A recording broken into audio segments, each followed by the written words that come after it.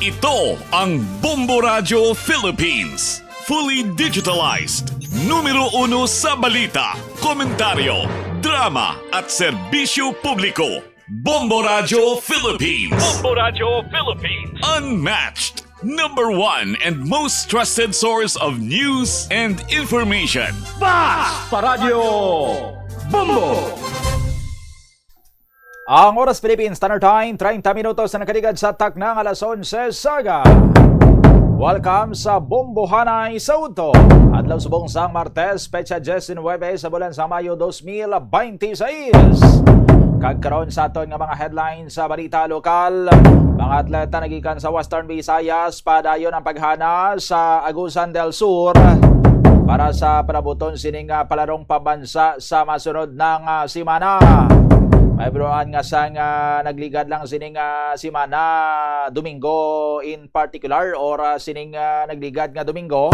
Nagalabutan na ang mga delegado nagikan diri sa Western Visayas padulong dito sa may Agusan del Sur para sa sining kakunyagan sang tanan pinakadako sining sporting event diri sa aton sining pungsod ang tuigan sining palarong pambansa. Inline sinihibalo namin naton dito karon ang pinakaulihiman sining sitwasyon. Kamusta ang kaimtangan dito sa aton sining mga Ilonggo nga mga atleta? Samtang sa dugang pa nga mga balita offline kontra baha program sang Iloilo City Government upod sa Department of Public Works and Highways kag Department of Labor and Employment ginlunsyar subong adlaw. Duwa kuno ka truck nga basura nakuha sa Iloilo City General Services Office sa pagpanipon sini or pagpaninlo sini sa may Tigom River sa Barangay Tikod, Lapas. Dinayhan naghalalin ang ining truck nga basura. Truck kay ti duwa ka truck mo. Sa dugang pagid nga mga balita, naglugdang fiber boat sa unhan sang Parola Wharf. Masobra 24 oras na pero wala gyapon sinima salvage o kon wala gyapon sinima pasaka. Ginakangawaan karon ang posible oil spill kon may nabilin nga langis sa makina sang sining fiber boat kaga hinali bala tumagas. Anong plano sinadra karon sang Philippine Coast Guard? Sa dugang pagid nga mga balita, paviya Sangguniang Bayan Council or Sangguniang Bayan nagapasar sang resolusyon nga nagapanginbulahan sa kay former Iloilo City Mayor Jed Patrick Mabilog bilang newly appointed sining Undersecretary for Public Safety sa Department of the Interior and Local Government. Ambot kon ang Iloilo City Council may plano man or may interest man nga mag-file sang resolusyon or magpasar sang resolusyon nga nagadayaw o nagakomend sa former mayor. Kay ti kon ginakilala gani sang iban sini nga lugar si Yusek Mabilog, how much more diri sa iya naging mismo iya sini nga syudad.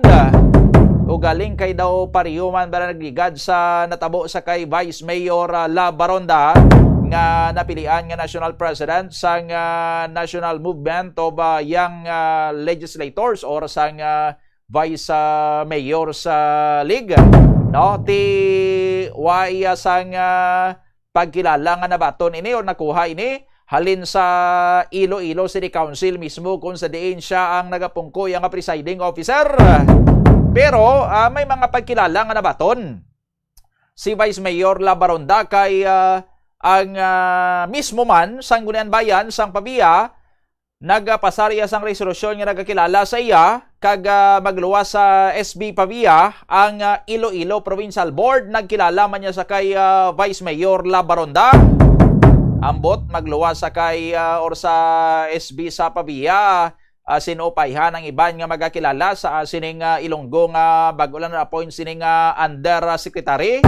Pero diri iya sa syudad sang Iloilo waigid amo ni gorong ginahambal nila nga ang isa ka propita way na iya sang dungog sa iya sining kaugalingon nga banwa o kung why na iya ginakilala sa iya sining kaugalingon nga banwa, no? Pero sa iban nga mga lugar ti didto kilala siya. Sa iban pagkaroon nga mga balita diri sa aton sining pagpangalagad sa balita nasyonal kita. Panibag-o ni karon no nga mangin pagpanghangkat naman sa pamilya Duterte matapos man nga si Alliance of Concerned Teachers o ACT Teachers Party List Representative Antonio Tinio ang nagdangop sa Office of the Ombudsman agod nga pangabayon nga imbisigaran kuno ang mga flood control projects dito sa may area sang Davao.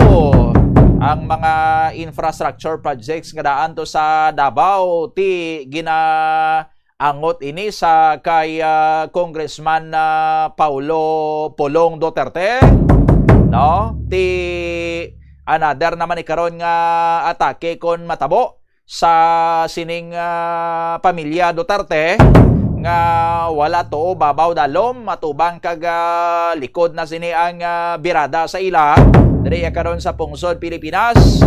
Ang amay nga Duterte may kaso karon preso dito sa may dahig sa the Netherlands. Ang bata nga Duterte, ang Vice President, may pending man nga impeachment case sa bahin sang Senado. Ang ila sini nga mga kalyado karon na nagapanglalat-as man ka palagyo. Tapos ang iban may mga palaabuton man. Tapos si Congressman Pulong Duterte ano ay hanyang iya sining mangin kapalaran kay ti daw sa iya naman karon matuon ho ang kanyon, no? Kay ti kon usisaon ang flood control project sa area sang Davao, sino pa ihandra ang iban niya nga iguon if not si Congressman Pulong Duterte kay ti iya inadra distrito kag ang mahambal taman favored contractors Davao ang pamilya ni Senator Christopher Lawrence Bongo. Sa iban pagkaroon nga mga balita diri sa aton sining pagpangalagad, isa naman ka anay student leader kuno from University of the Philippines sa may Cebu lakip sa sining 5 ka mga NPA nga napatay sa pinakaulihi sining engkwentro dito sa may Kawayan sa may Negros Occidental. Gina-confirm nga ang identity karon sa sining nasambitan niya nga NPA, no, nga former student leader man sa may bahin karon sa UP Cebu, no? Dito siya sadto nagtuon sa aton sini nga mga kabombo ining si Vince Francis Dingding. Ang masubo ya galing sini sa aton sini nga mga kabombo kay sang ginapabalo ang pamilya Dingding dito sa Cebu sa natabo sa ila sini nga himata nga ti na dala dito sa mga katapo sang NPA nga napatay sa engkwentro sang nagligad lang sa may Kawayan na Negros Occidental. Ang pamilya iya nagpamatod nga sining nila nagdesisyon kami hindi na namon pagkuaon da ang iya sining bangkay hindi na nila kuno sugaton sa Negros kag dalon pauli sa ila iya sining lugar. Ano ayhan ang rason? 39 minutos na nakaligad sa takna nga alas 11 sa aga. I-check tanay aton sining koneksyon sa Pag-asa Iloilo sa pinakaulihi sining lakad sang panahon subong adlaw iya sang Martes. Sa aton sining linyang aton nga weather observer from Pag-asa Iloilo si Sir John Baron. Sir, good morning. Welcome sa Bombo Radio Iloilo. Kaupon mo si Bombo Doni. Hello sir, mayong aga sa aton mga tagpalamaki sa Bombo Radio. Ang latest nga weather update nato sa adlaw sang Tuesday, May 19, 2026. Sa atong update, wala ka maginang monitoring or clear bagyo sa sulod sa Gwa sang PAR. Pero ang intertropical convergence zone nagpaulan na ini sa may southern Mindanao. Pero diri sa aton sa Western Visayas, palayan gyapon aton nga generally fair weather. Ang tansa sa mga isolated nagpagod dala sa disturbance. ang hangin may natugtog aganagan sa direksyon ng miyan ng sidlangan tugtog amiyan nga mga magadalasang makanay tugtog kasarangan ng mga balod sa aton kadagatan. Pagkat temperature naton 26 to 36 degrees Celsius. Pagkat sa maximum heat index naton for the day pwede maglabot sa 42 degrees Celsius. Ang adlaw nagutak sa 27 ginasang aga magatuno din 6:05 karon sa hapon. Ang nga latest weather update ako si John Baron. Madamo gid nga salamat. Madapagin nga salamat si Sir John Baron sa Pag-asa Iloilo diri sa aton sini nga pagpangalagad. 40 minutos na nakaligad sa alas 11 ang oras diri sa Bombo Radio Iloilo diri sa Bombohanay sa Udo. Nagabot na ang delegasyon sa Western Visayas dito sa may area sa Agusan del Sur sa pagpasakop sa sining palaboton nga palarong pambansa 2026 nga sarinti host ang ining probinsya karon sa Agusan del Sur. Sa nagligad lang sining Domingo nagalabutan ang aton sining mga atleta from Western Visayas, pero this time for the first time minus Negros Occidental na kita. Minus Bacolod City na kita kay ang Bacolod City and Negros Occidental dito na niya sila nag-upod sa delegasyon sa Negros Island Region. NIR na sila sa aton sini nga mga kabombo. So amo ni ang pinakaunang igayon nga ang Western Visayas Regional Athletic Association ang mapasakop sa palarong pambansa nga waay nagaupod ang mga taga Bacolod City and Negros Occidental. So ang aton lang sini nga mga atleta ang ginakatapuan sa mga delegado halin diri sa syudad kag probinsya sa Iloilo. Ang sa aton sini nga mga neighboring provinces sa Isla Sang Panay, ang Antique, ang Aklan, ang Capiz, no, kag upod man naton sa gihapon ang probinsya iya sang Guimaras. Di ginabantayan ini karon ang mangin performance sa mga atleta sa Western Visayas kung ano ang epekto diri or if may aragin man sang dako nga epekto diri ang pag kalas na iya sang Negros sa Occidental and Bacolod City.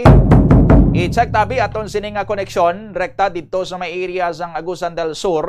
Maingkaw po naton subong agad diri sa aton sining pagapangalagad ang aton sining Division Sports Officer sang Department of Education Division of Iloilo sa aton sining linya si Mr. Nicasio Valenzuela. Sir Nick, good morning. Welcome sa Bombo Radio Iloilo. Kaupod mo si Bombo Doni.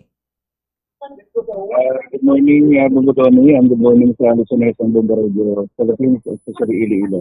Yes, malantawam na ikaw subong sir sa aton sining mga viewers sa Facebook Live and YouTube channel. Kamusta kamo subong dra sir ang inyo sining sitwasyon sa may area sang Agusan del Sur?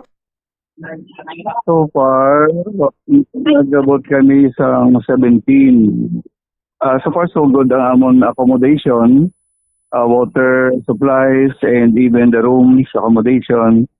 Okay ang the whole of Western Visayas delegation, both athletes, coaches, and delegation officials.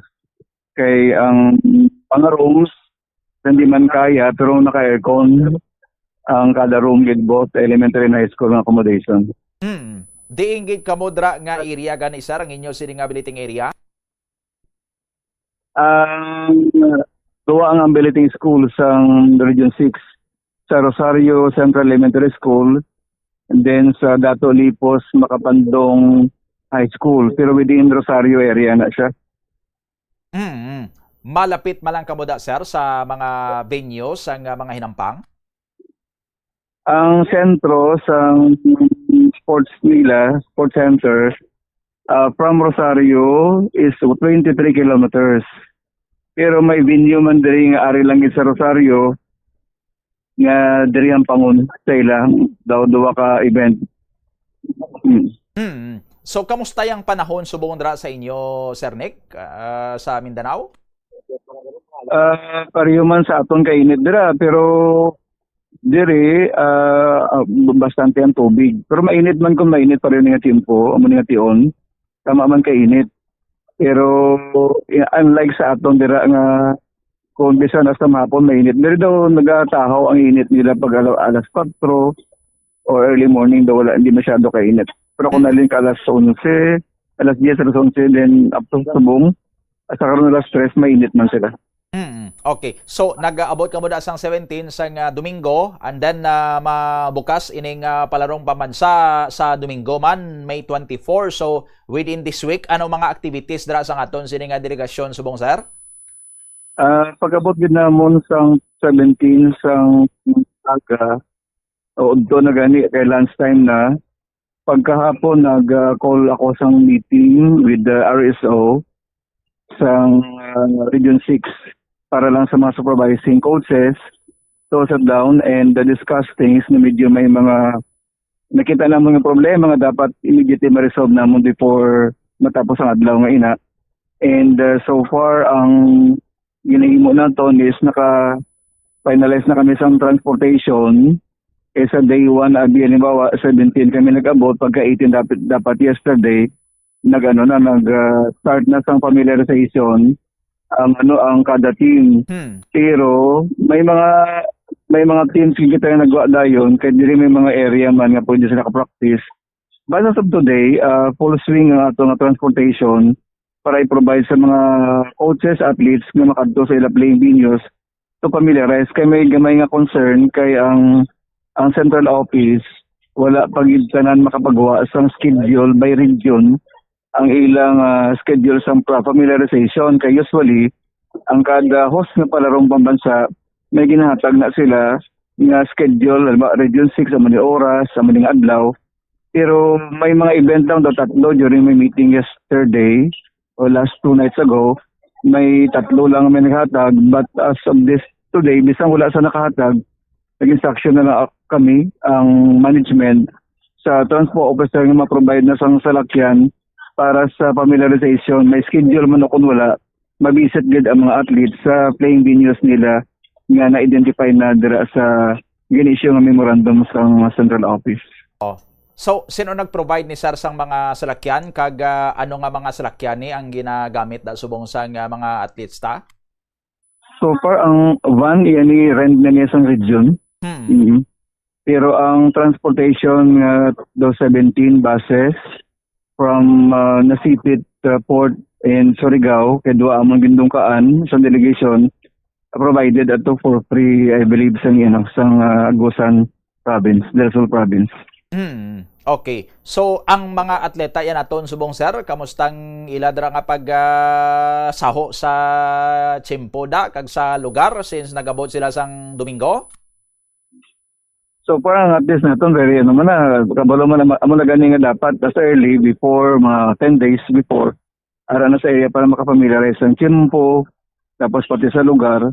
Ang mga atleta naton so far wala kami sang nakita nga medyo problema sa ila except abis ang isang medyo daw hindi bala familiar sa lugar na daw na ano lang sa na ano guro na damage may naspilasan siya pero hindi man to issue gid kay immediately na tagaan man sa attention. So para mga athletes naton they are prepared to compete and amo ni ginahulat nila tanan nga competition sa department kay this the highest so far and dream come true for our qualified athletes from region compete in the Pararong Pambansa. Sir, sa kutob sa mga areas, venue so far nga nalibot nyo dira, kamustang ilang nga mga facilities man sa pag-assess mo? Ang facilities so far one of the best ang Agusan del Sur. Kay ang Ila Center, ang sa mismo sa Prosperidad, halos nakita mo sa palibot lang aside sa track oval nga pinaka-sentro, ang mga batted games nakita mo lang. And then swimming, everything, mga kung i-assess ko siguro mga 80% of the sport discipline ari lang sa area sa Prosperidad. Okay, so daw mga kuan man mahambal taman nga mga standard gate kag state of the art maning ilang nga mga facilities sir? So far gani Bumbo ni one of the best in isang hosting.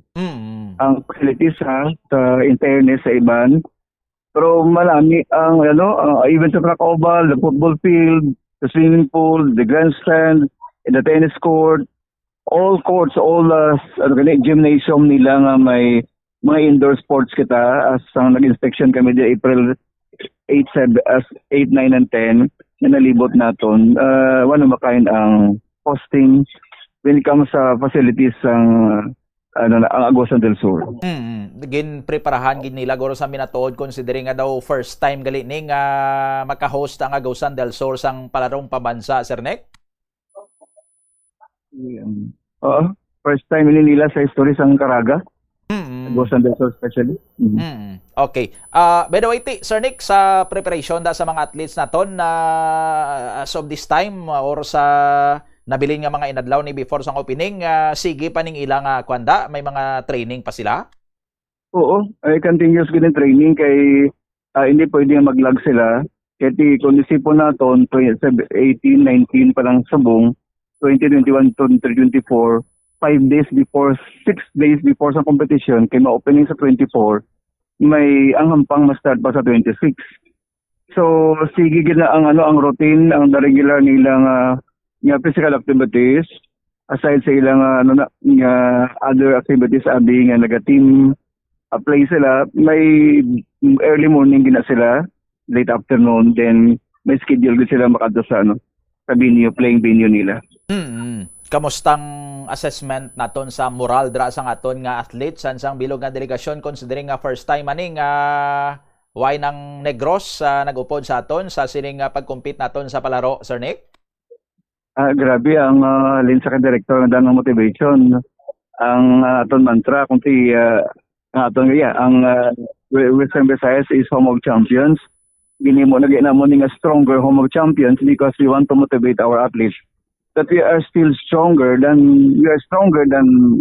the Negros Occidental is part of Western Visayas. So we motivate and we encourage them.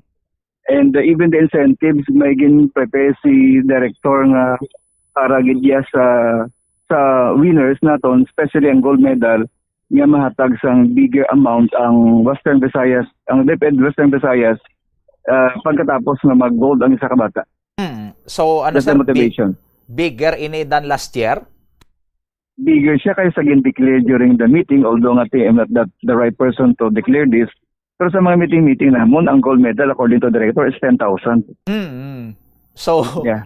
Kung gini, pampagana, ginigali sa mga athletes naton na subong. By the way, sa subong nga palarong pamansa, anong mga sports events diri nga nakita naton na basko gyapon gid kita, Sir Nick? Ang defending champion naton nga softball girls, ang football naton, kaya first time gani ang football secondary girls, futsal elementary girls, nakita ko nga strong kita dira. And of course, ang athletics naton, nga elementary girls nga muna ang defending champion. And ara man ang mga players naton sa secondary boys nga naglakad sa ASEAN, schools games na international, nga mga silver medalist dito. So we are hoping for the best performance there is Agusan del Sur. Boys and girls, may ara kita from Capiz, may ara kita strong man ngalin sa Guimaras, sa Antique, sa Aklan, combination na isang 8 ka division officers ang athletics. So, we are hoping that the athletics will deliver this year. May depending may record breaker kita nga ara sa elementary nga last year, grade 5, subong ara sa grade 6 siya, atong 1-2 nga record breaker, nga na, na maalala mo kaya? Si Tikia from Concepcion. Okay. Sige. So, from time to time, Sir Nick, pero pangamusta lang kami dara sa imo kay para nga ma-update na naton sinidiri nga mga kabombo sa ilabi na sa Iloilo nga nagabantay man sa performances sa mga athletes naton dra sa biggest stage so far para sa ilay sa palarong pamansa. Oo, Bombodoni kay ang Iloilo abi ang may pinakamata damo ginya athletes, coaches and delegation. And aside abi sa official nga delegation sa Western Visayas, ang aton nga probinsya kag aton DepEd Iloilo province with the superintendent Robert Rizal mentioned, of course with the Governor Toro Defensor, nagpadala pagidya sang committees sang backup ang aton nga division office nga to really supervise sa athlete ng isang taga Iloilo. We have trainers here, the 48 of them. And ato na staff, I think there are 48 also, 49 of them or 50 of them. Nga mo gid mo monitor sang performance sang taga Iloilo nga athletes aside sang Western Visayas. Yeah. And of course may mga taga-iban man daw nga eskwelahan kag taga-iban nga lugar nga syempre mas scout man sang mga athletes ato da basi di nakapuli bala, Sir Nick? sa Amunag College, so far may na-recruit na sila. May hara Graduate na? mo? Ilang grade 12 na ba lang nag-graduate na? Hara na-recruit na sila pag regional meet pa lang. Oo. Pero they'll still be playing kasi harap pa sila sa qualified pa sila, even nag-graduate na sila. But they are recruited also already na sa mga universities, especially ang Mapua University. Sige. So, we hope nga ang mga athletes dra nga makakompete sa palaro nga pwede pa makakompete next year. Same flag lang yapon ang ila sini nga hampangan, Sir Nick? Okay, hindi man sila pwede subong sa bago nga policy sa DepEd. Kung high school ka o kung elementary, matransfer ka to sa NCR, hindi ka man pwede kang pang next year kung wala ka sa residency. Oo.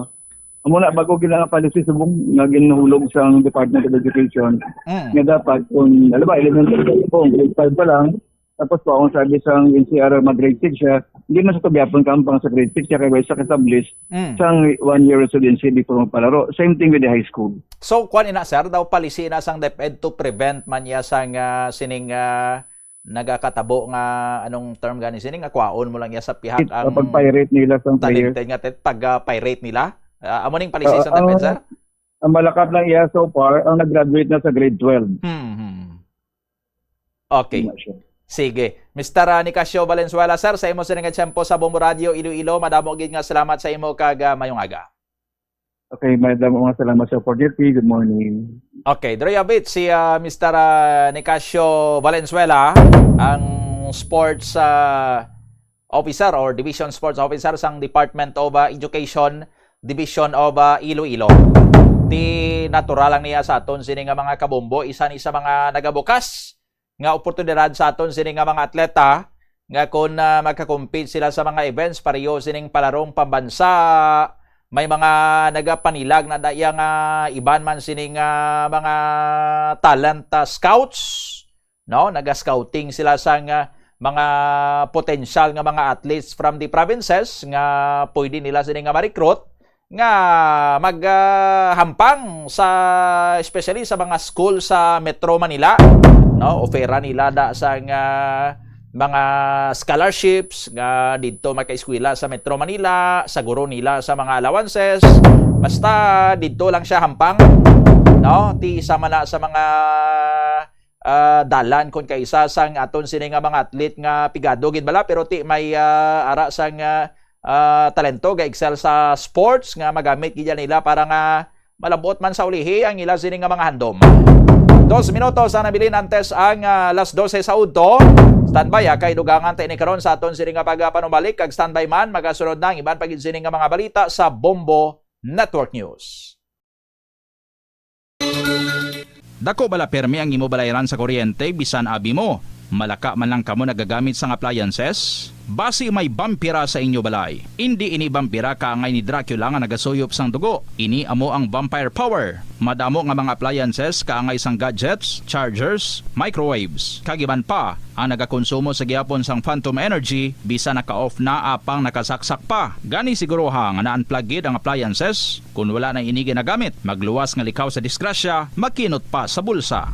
Mas nanamian bala ikaw magtuon sa balay ipaanggid sa eskwelahan nga madamo ang tawo? Isa ka panugyan para epektibo ang pagtuon sa balay, amo ang pagpangita sa designated area agud nga matiniran kung ikaw nagasulat, nagabasa o kung nag-review. Pwede man nga lamesa sa kusina o kung sa desk sa gawa sang inyo nga balay, pero hindi gid magigda sa imo nga katre samtang nagatuon. Ini bagod nagakatemptar gid ikaw nga magpiyong-piyong, tubtub nga dalayon na ikaw nga matulugan. Siguraduha man nga malimpyo kag organisado ang lugar nga imo ginatun-an. Siguraduhon nga matinlo kag maayo ang kondisyon sa mga appliances pareho sang electric fans kag air conditioner. Ang Bombo Radio Philippines. Fully digitalized. Numero 1 sa balita, komentaryo, drama at serbisyo publiko. Bombo Radio Philippines. Bombo Radio Philippines. Unmatched. Number 1 and most trusted source of news and information. Sa Radyo Bombo.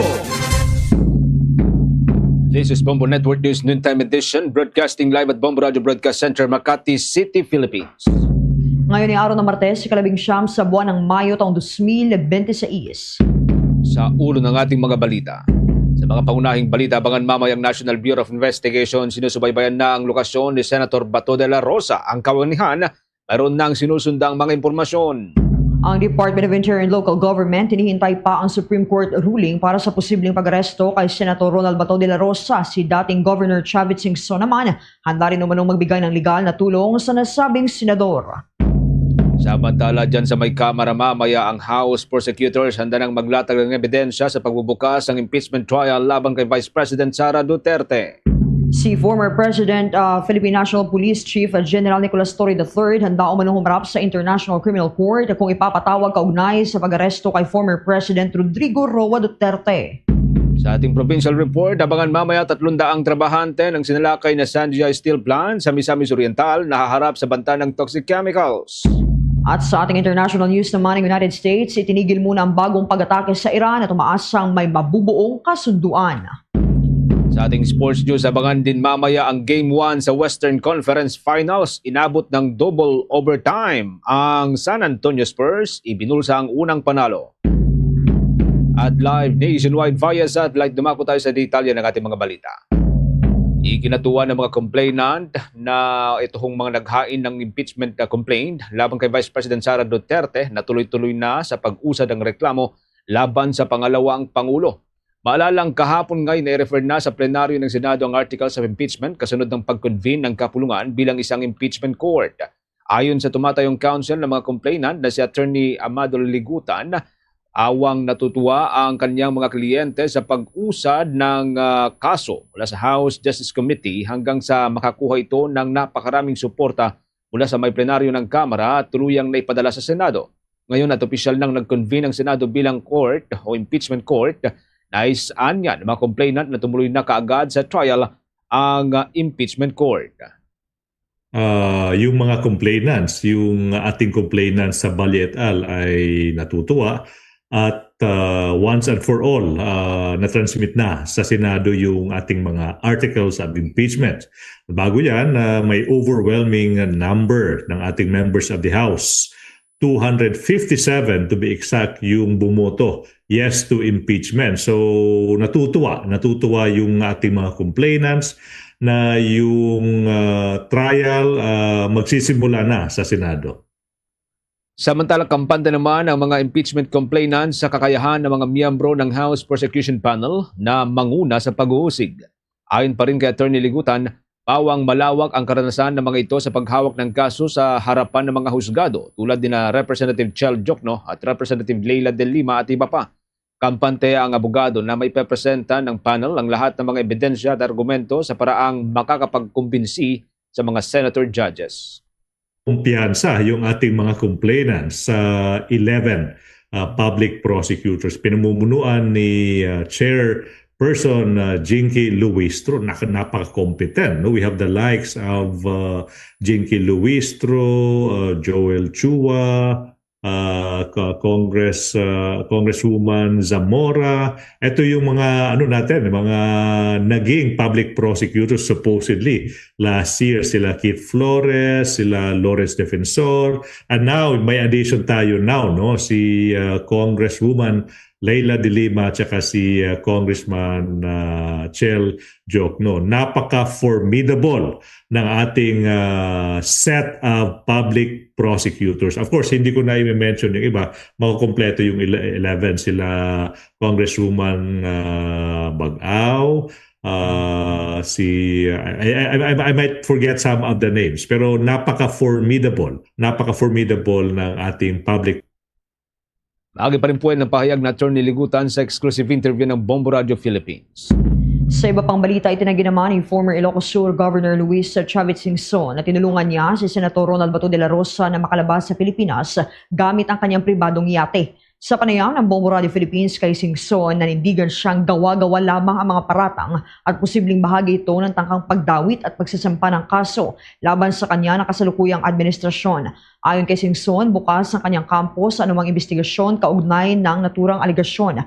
Maari rin anyang bisitahin ng mga otoridad ang kinaroroonan ng kanyang yate basta't hindi ito magdudulot ng anumang kaguluhan. Dapat ginawa niya, tinyek muna yung yate ko kung umalis o hindi. Nandun lang yate ko, umaalis yung sinasabi niyang araw. So, hindi totoo yun, umalis sa yacht club. Nandun yung yate ko, hindi umalis. So, nagsisinungaling si Montol, ginagamit niya yun para kasuhan ako ng gobyerno. Para may intensyon ang mga NBI na i-raid ang bahay ko. Yun ang nakuha kong balita. Iginiit din ng dating gobernador na may halong pamumulitika ang mga isyu at dapat mas ituon anya ang pansin sa mas malalaking usapin tulad ng umano'y irregularidad sa flood control projects.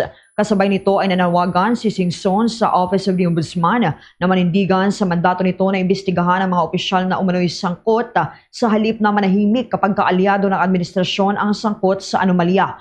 Ayon kay Singson, kapansin-pansin ang pagkakaiba ng pagtrato sa mga kritiko at taga-suporta ng administrasyon kung saan ang ilan ay nakakaranas ng panghaharas habang ang iba naman ay nakatatanggap ng proteksyon. Ang sinasabi, wala naman akong alam. So, paraan lang nila yon para ma-rate ako. Para to harass me dahil ayaw nilang malaman ang totoong nangyari sa mga nakawan ng bayan. So, i-read daw ko, okay lang. Pero wag sana sila magtanim ang mga ebidensya, mga masasamang ano. Kaya pinabantayan ko bahay ko, lahat babantayan nila sila, pupunta sila, they're welcome. NBI are welcome to go there, wag lang kayong manggulo. Yan pa ang naging pahayag ni former Ilocos Sur Governor Chavit Singson sa eksklusibong panayam ng Bombo Radio Philippines. Nilinaw naman ng Department of Interior and Local Government na hindi agad may patutupad ang arrest warrant ng International Criminal Court laban kay Senator Ronald De La Rosa dahil kailangan muna ng kaukulang desisyon ng local court kasabay ng direktiba ng Malacanang na hintayin ang desisyon ng Korte Suprema. Ayon sa naturang ahensya, ang utos ni Pangulong Marcos ay maghintay muna ng resolusyon ng Supreme Court kaugnay sa legalidad at enforceability ng International Criminal Court warrant dito sa ating bansa kung walang local na court order. Gitang ahensya, ang kanilang hakbang ay hindi pag-iwas sa pagpapatupad ng batas kundi pagsunod sa due process at constitutional order habang hindi patapos ang mga legal na usapin. Maalalang ang International Court ay naglabas ng warrant laban kay De La Rosa dahil sa umunoy papel nito bilang co-perpetrator sa drug war ng nakalipas na Duterte administration. Nauna nang tinangkan ng National Bureau of Investigation na ipatupad ang warrant noong Mayo 11, ngunit umatras ito matapos ilagay si De La Rosa sa ilalim ng protective custody ng Senado. Kalaunan, umalis si De La Rosa sa Senado at kasalukuyang hindi pa rin lantad ang kanyang kinaroroonan.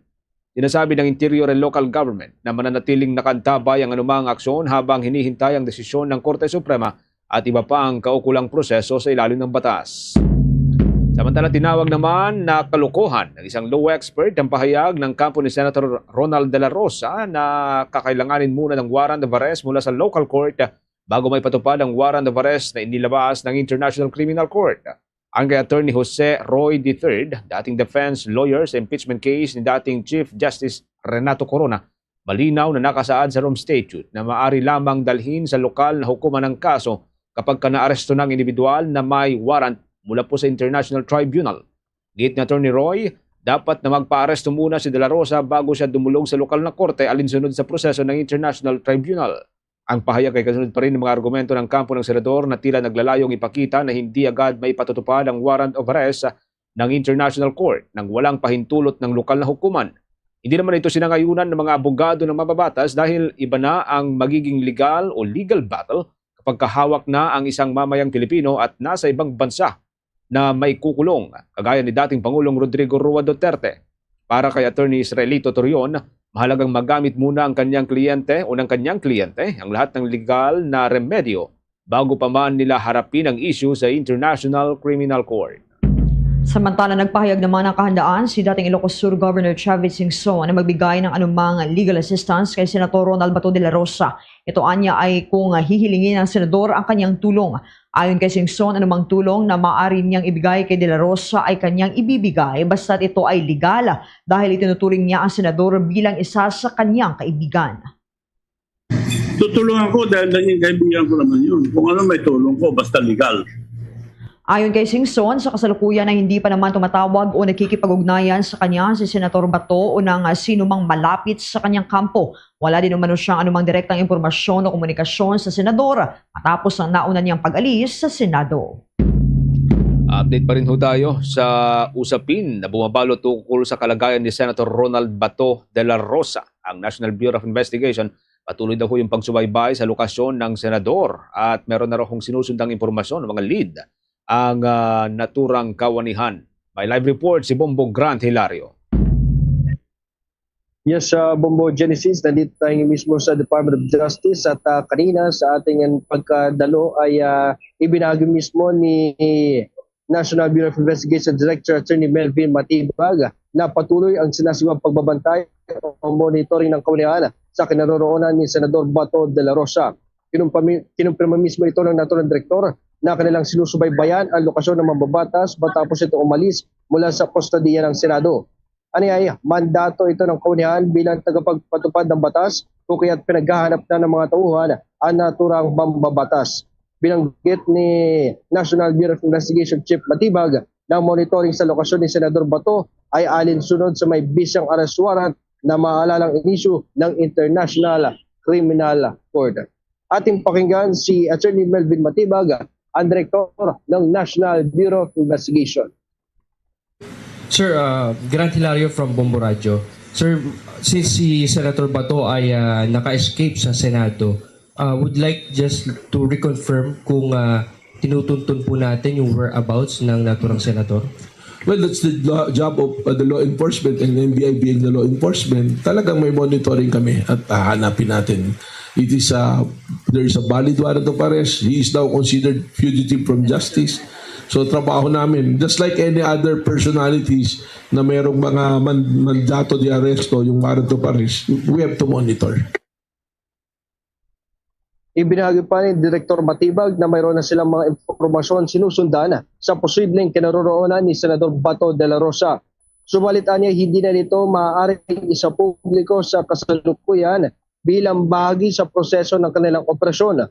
Gayunpaman, kanya itinuro si Senador Robin Padilla bilang pangunahing responsable sa lokasyon ni Senador de la Rosa. Muli ating pakinggan si Attorney Melvin Matibag, ang Direktor ng National Bureau of Investigation. Do you have any information you can share with us? Kung meron man po, I have to apologize because it's a part of our process sa law enforcement. So, mahirap naman po mag-announce na nandito siya. Kasi people try to speculate eh. Ang dami na pong lead na binigay. But we have a lead kung nasaan talaga. Pero in the meantime, we will suspend yung announcement kung nasaan talaga siya.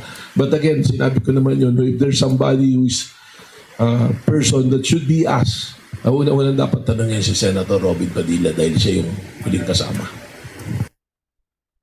Sa kabila ng kumpirmasyon ng pinaghahanap na ng NBI o National Bureau of Investigation si Senador Bato de la Rosa, tumanggi ng sagutin ni Director Matibag kung agaran nilang aarestuin ang mambabatas. Aniyay, ang diskresyon ay nasa Interagency Committee na at sinabing mayroong prosesong sinusunod patungkol rito.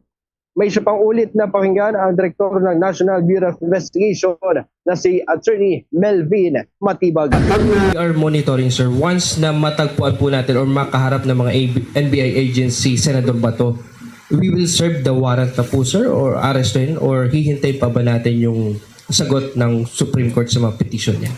Well, there's a committee, there's an interagency, and there's a directives. That question, I don't have to answer. I cannot answer, I'm sorry, because that's part of our internal procedure right now. What I can assure you, there is a valid warrant, there is already orders, but in the meantime, we are monitoring.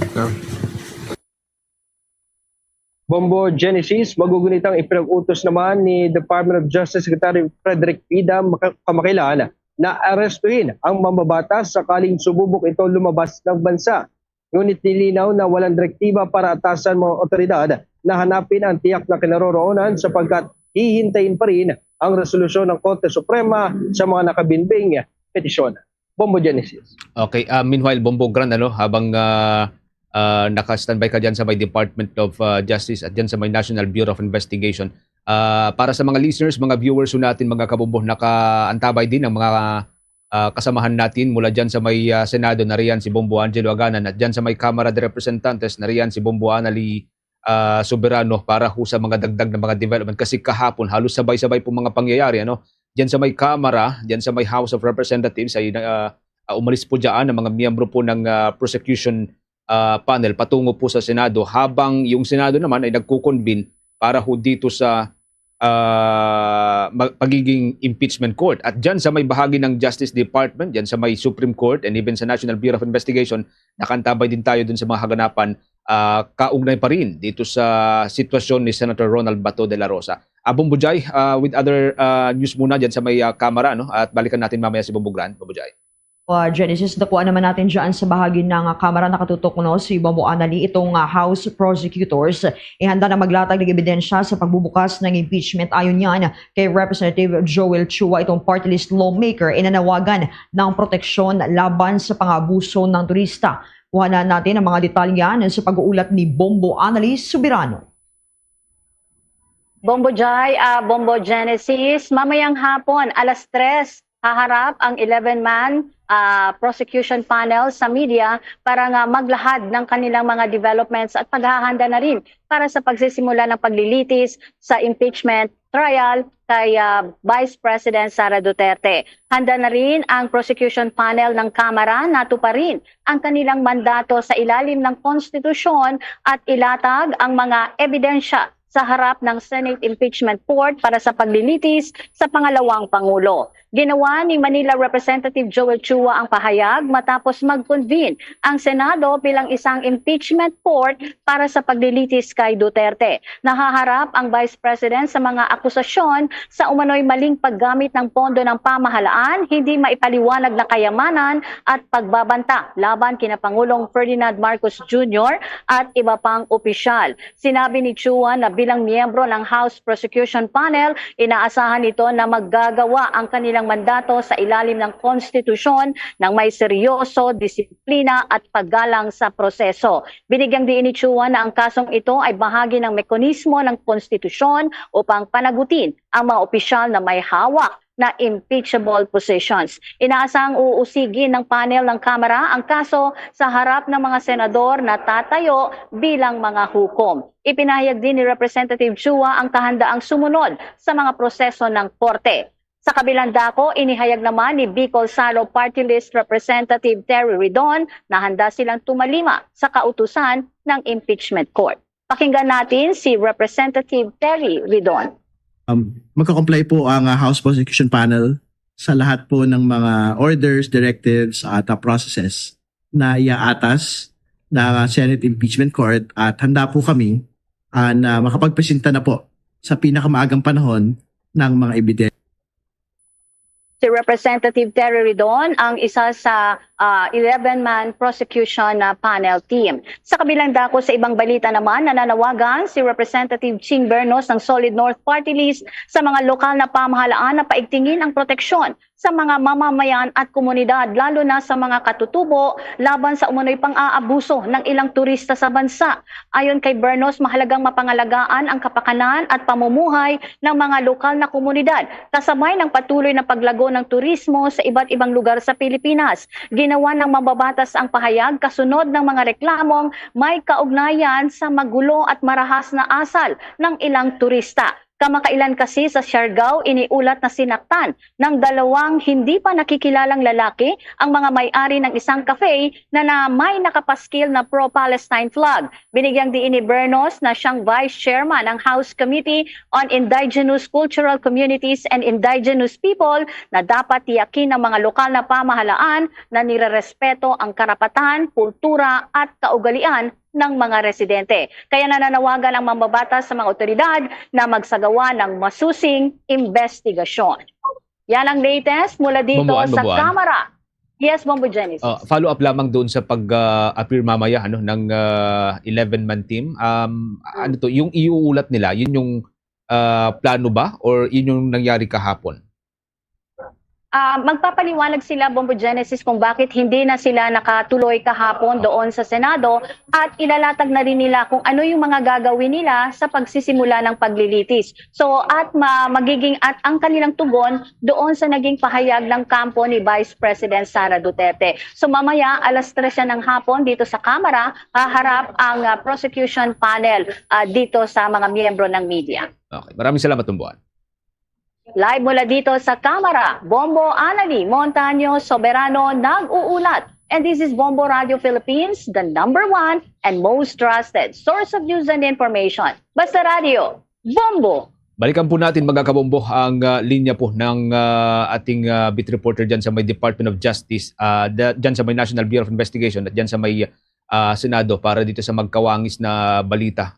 Dyan naman po sa may part ng Senado, ginigit pa rin po ng ilang mga senador tulad po ni Senator Rodante Marcoleta na yung biglaang paglutang o sorpresang paglabas nitong si Senator De La Rosa ay dahilan daw na matagumpay na palitan po ng liderato dyan sa may mataas na kapulungan. Ang tanong ko ngayon is babalik pa kaya or lulutang ho kaya muli si Senator De La Rosa dyan sa may Senado, mga kabombo? May live report naman dyan si Bombo Angelo Aganan. Bombo Genesis, Bombo Jais, iginigiit pa rin ni Senator Rodante Marcoleta na ang sakripisyong ginawa ni Senator Ronald Bato de la Rosa, sorpresang paglutang nito matapos ang pagtatago ng ilang buwan ang dahilan kung bakit umano'y matagumpay nilang napalitan ang liderato sa Senado na ngayon pinamumunuan ni Senate President Alan Peter Cayetano. Ayon kay Marcoleta, hindi na aniya kailangan lumutang ni De La Rosa dahil sa banta ng arrest warrant mula sa International Criminal Court. Ngunit isinakripisyo umano ng kapwa senador ang sarili upang mabuo ang 13 boto kung kaya't utang na loob raw ng bagong majority bloc kay De La Rosa ang tagumpay. Kasunod ito, mariin pa rin iginiit ng senador na hindi kinikilala ng kanilang hanay ang arrest warrant laban kay De La Rosa galing sa International Court. Wala umanong jurisdiction sa bansa. Kung papayagan nilang sumuko aniya si Senator Bato, gaya lang ito kay dating Pangulong Rodrigo Duterte na agad dadalhin sa dahig. Dagdag pa niya, ito raw ang kauna-unahang pagpapalit ng liderato sa Senado na walang pasbas ng Pangulo.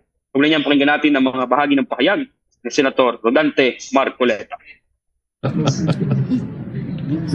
Ano ba yung Blue Ribbon? Yan ang Yan ang pinakahihintay nila, di ba? Let's not preempt the Senate President. Nasa sa kanyang mandato. Anong call niya, di ba? Sa kasalukuyan ay wala pang impormasyon sa kinaroroonan ni De La Rosa matapos itong umiskapo sa bisinidad ng Senado sa gabing nangyari ang putukan sa second floor ng gusali. Muli itong namataan na kasama na Senator Robin Padilla na may person of interest matapos ang mga ulat na ito ang kasama ni De La Rosa na umalis sa Senado. Hindi naman direktang sinagot ni Padilla ang mga katanungan patungkol sa mga aligasyong ibinabato sa kanya. Magsasalita na lang aniya siya sa investigasyon ng otoridad. Nauna na rin pinabulaanan ng senador na hindi totoong nakalabas na ng bansa si De La Rosa at tiniyak niya na mananatili ito sa Pilipinas. Samantala, Bombo Genesis, sa parehong pahayag naman kay Senador Dante Marcoleta, hindi naman direktang sinagot ng senador kung siya ang magiging bagong chairman ng Blue Ribbon Committee. May sila na ang bagong mayorya at nagkaroon na rin ng balasahan sa chairmanships ng mga komite. Inilala si Marcoleta na isa sa mga senador na aktibong nakatutok sa investigasyon ng komite sa napakalaking flood control scandal sa bansa, kung saan matagal na itong iginigiit ang pagpapatawag sa mga tinawag na malaking isda na muli sangkot sa katiwalian na siyang itinuturo ng mga testigo. Ilan sa mga dating pinangalanan ng senador ay sina dating House Speaker Martin Romualdez at ang puganting si Saldico. Pag-unito, Bombo Genesis, na una nang sinabi ni Senate President Cayetano na isa si Marcoleta sa posible na maaaring muling mamuno sa Blue Ribbon Committee na patuloy mag-iimbestiga sa muling mga anomalya sa flood control projects at sa naganap na putukan sa loob ng Senado. At yan muna ang mga latest updates mula dito sa Senado. Bombo Jello? Yes, Bombo Genesis. Kung dyan sa may part ng mataas na kapulungan o dyan sa may Senado, judging doon sa statement ni Senator Marcoleta kanina, parang itinuturo na lang bayani si Senator Bato, ano? Based doon sa statement ni Senator Marcoleta kanina dahil doon sa paglutang niya sa likod ng kanyang arrest warrant. Yes, Bombo Genesis, ayon nga kay Senator Dante Marcoleta, wala silang ibang dapat pasalamatan dito sa matagumpay na pagpapalit ng liderato, kundi itong si Senator Bato de la Rosa, dahil kung hindi ito nagsakripisyo at lumutang dito sa plenaryo, ay hindi mabubuo ang 13 boto para palitan ang dating Senate President na si Senator Vicente Tito Soto III, Bombo Genesis. Pero dyan naman sa may National Bureau of Investigation, Bombo Grand, ang sabi ng director ng National Bureau ay kanilang aarestuhin kung makita nila si Senator Bato. So taliwas naman ito dun sa pahayag ni Senator Marcoleta na bayani si Senator Bato. Ano, Bobo Gran? Bobo Genesis, sa ating pagtatanong kanina kay Director Matibag kung aarestuhin ba nila kagad si Senator Bato, anya ay hindi niya muna sasagutin ito sapagkat meron silang sinusunod na proseso sa Interagency Committee na kanya nabanggit. Ayon naman sa Department of Justice na si Secretary Frederick Vida ay sa oras lamang na sumubok o magtangka na umalis ng bansa si Senator Bato, tsaka pa lamang nila ipapatupad yung pag-aresto kay Senator De La Rosa. Bombo Genesis. Pero doon sa katanungan ng Bombo Radio Philippines kahapon, yung tanong mo kay Secretary Vida, ang sabi niya wala pang malinaw na lugar kung saan dadalhin kung sakaling maaresto man siya, si Senator Bato. Tama ka dyan, Bombo Genesis. Aminado ang Department of Justice na wala pang desisyon kung saan pang kustodiya plano nilang ihatid si Senator De La Rosa sakali magkaroon ng arestuhan mangyari kay Bato De La Rosa. Bombo Genesis. Diyan sa Senado, Bombo Jello, anong usap-usapan ng mga senador ngayon diyan? May posible bang nakakaalam dun sa kanyang lokasyon or tanging mga ma'am pa rin ang ating mga senador? Okay. Sige. Mamaya balikan po natin ang linya pa rin ni Bombo Grand at Bombo Jello, mga kaumbo. Kaugnay pa rin po dito sa controversial na sitwasyon ngayon na kinakaharap nitong si Senator Ronald Bato de la Rosa na una nga pong umalis dun sa may Senate premises noon pong madaling araw ng Mayo 14. Madaling araw ho ng Huwebes nung nakalipas na linggo.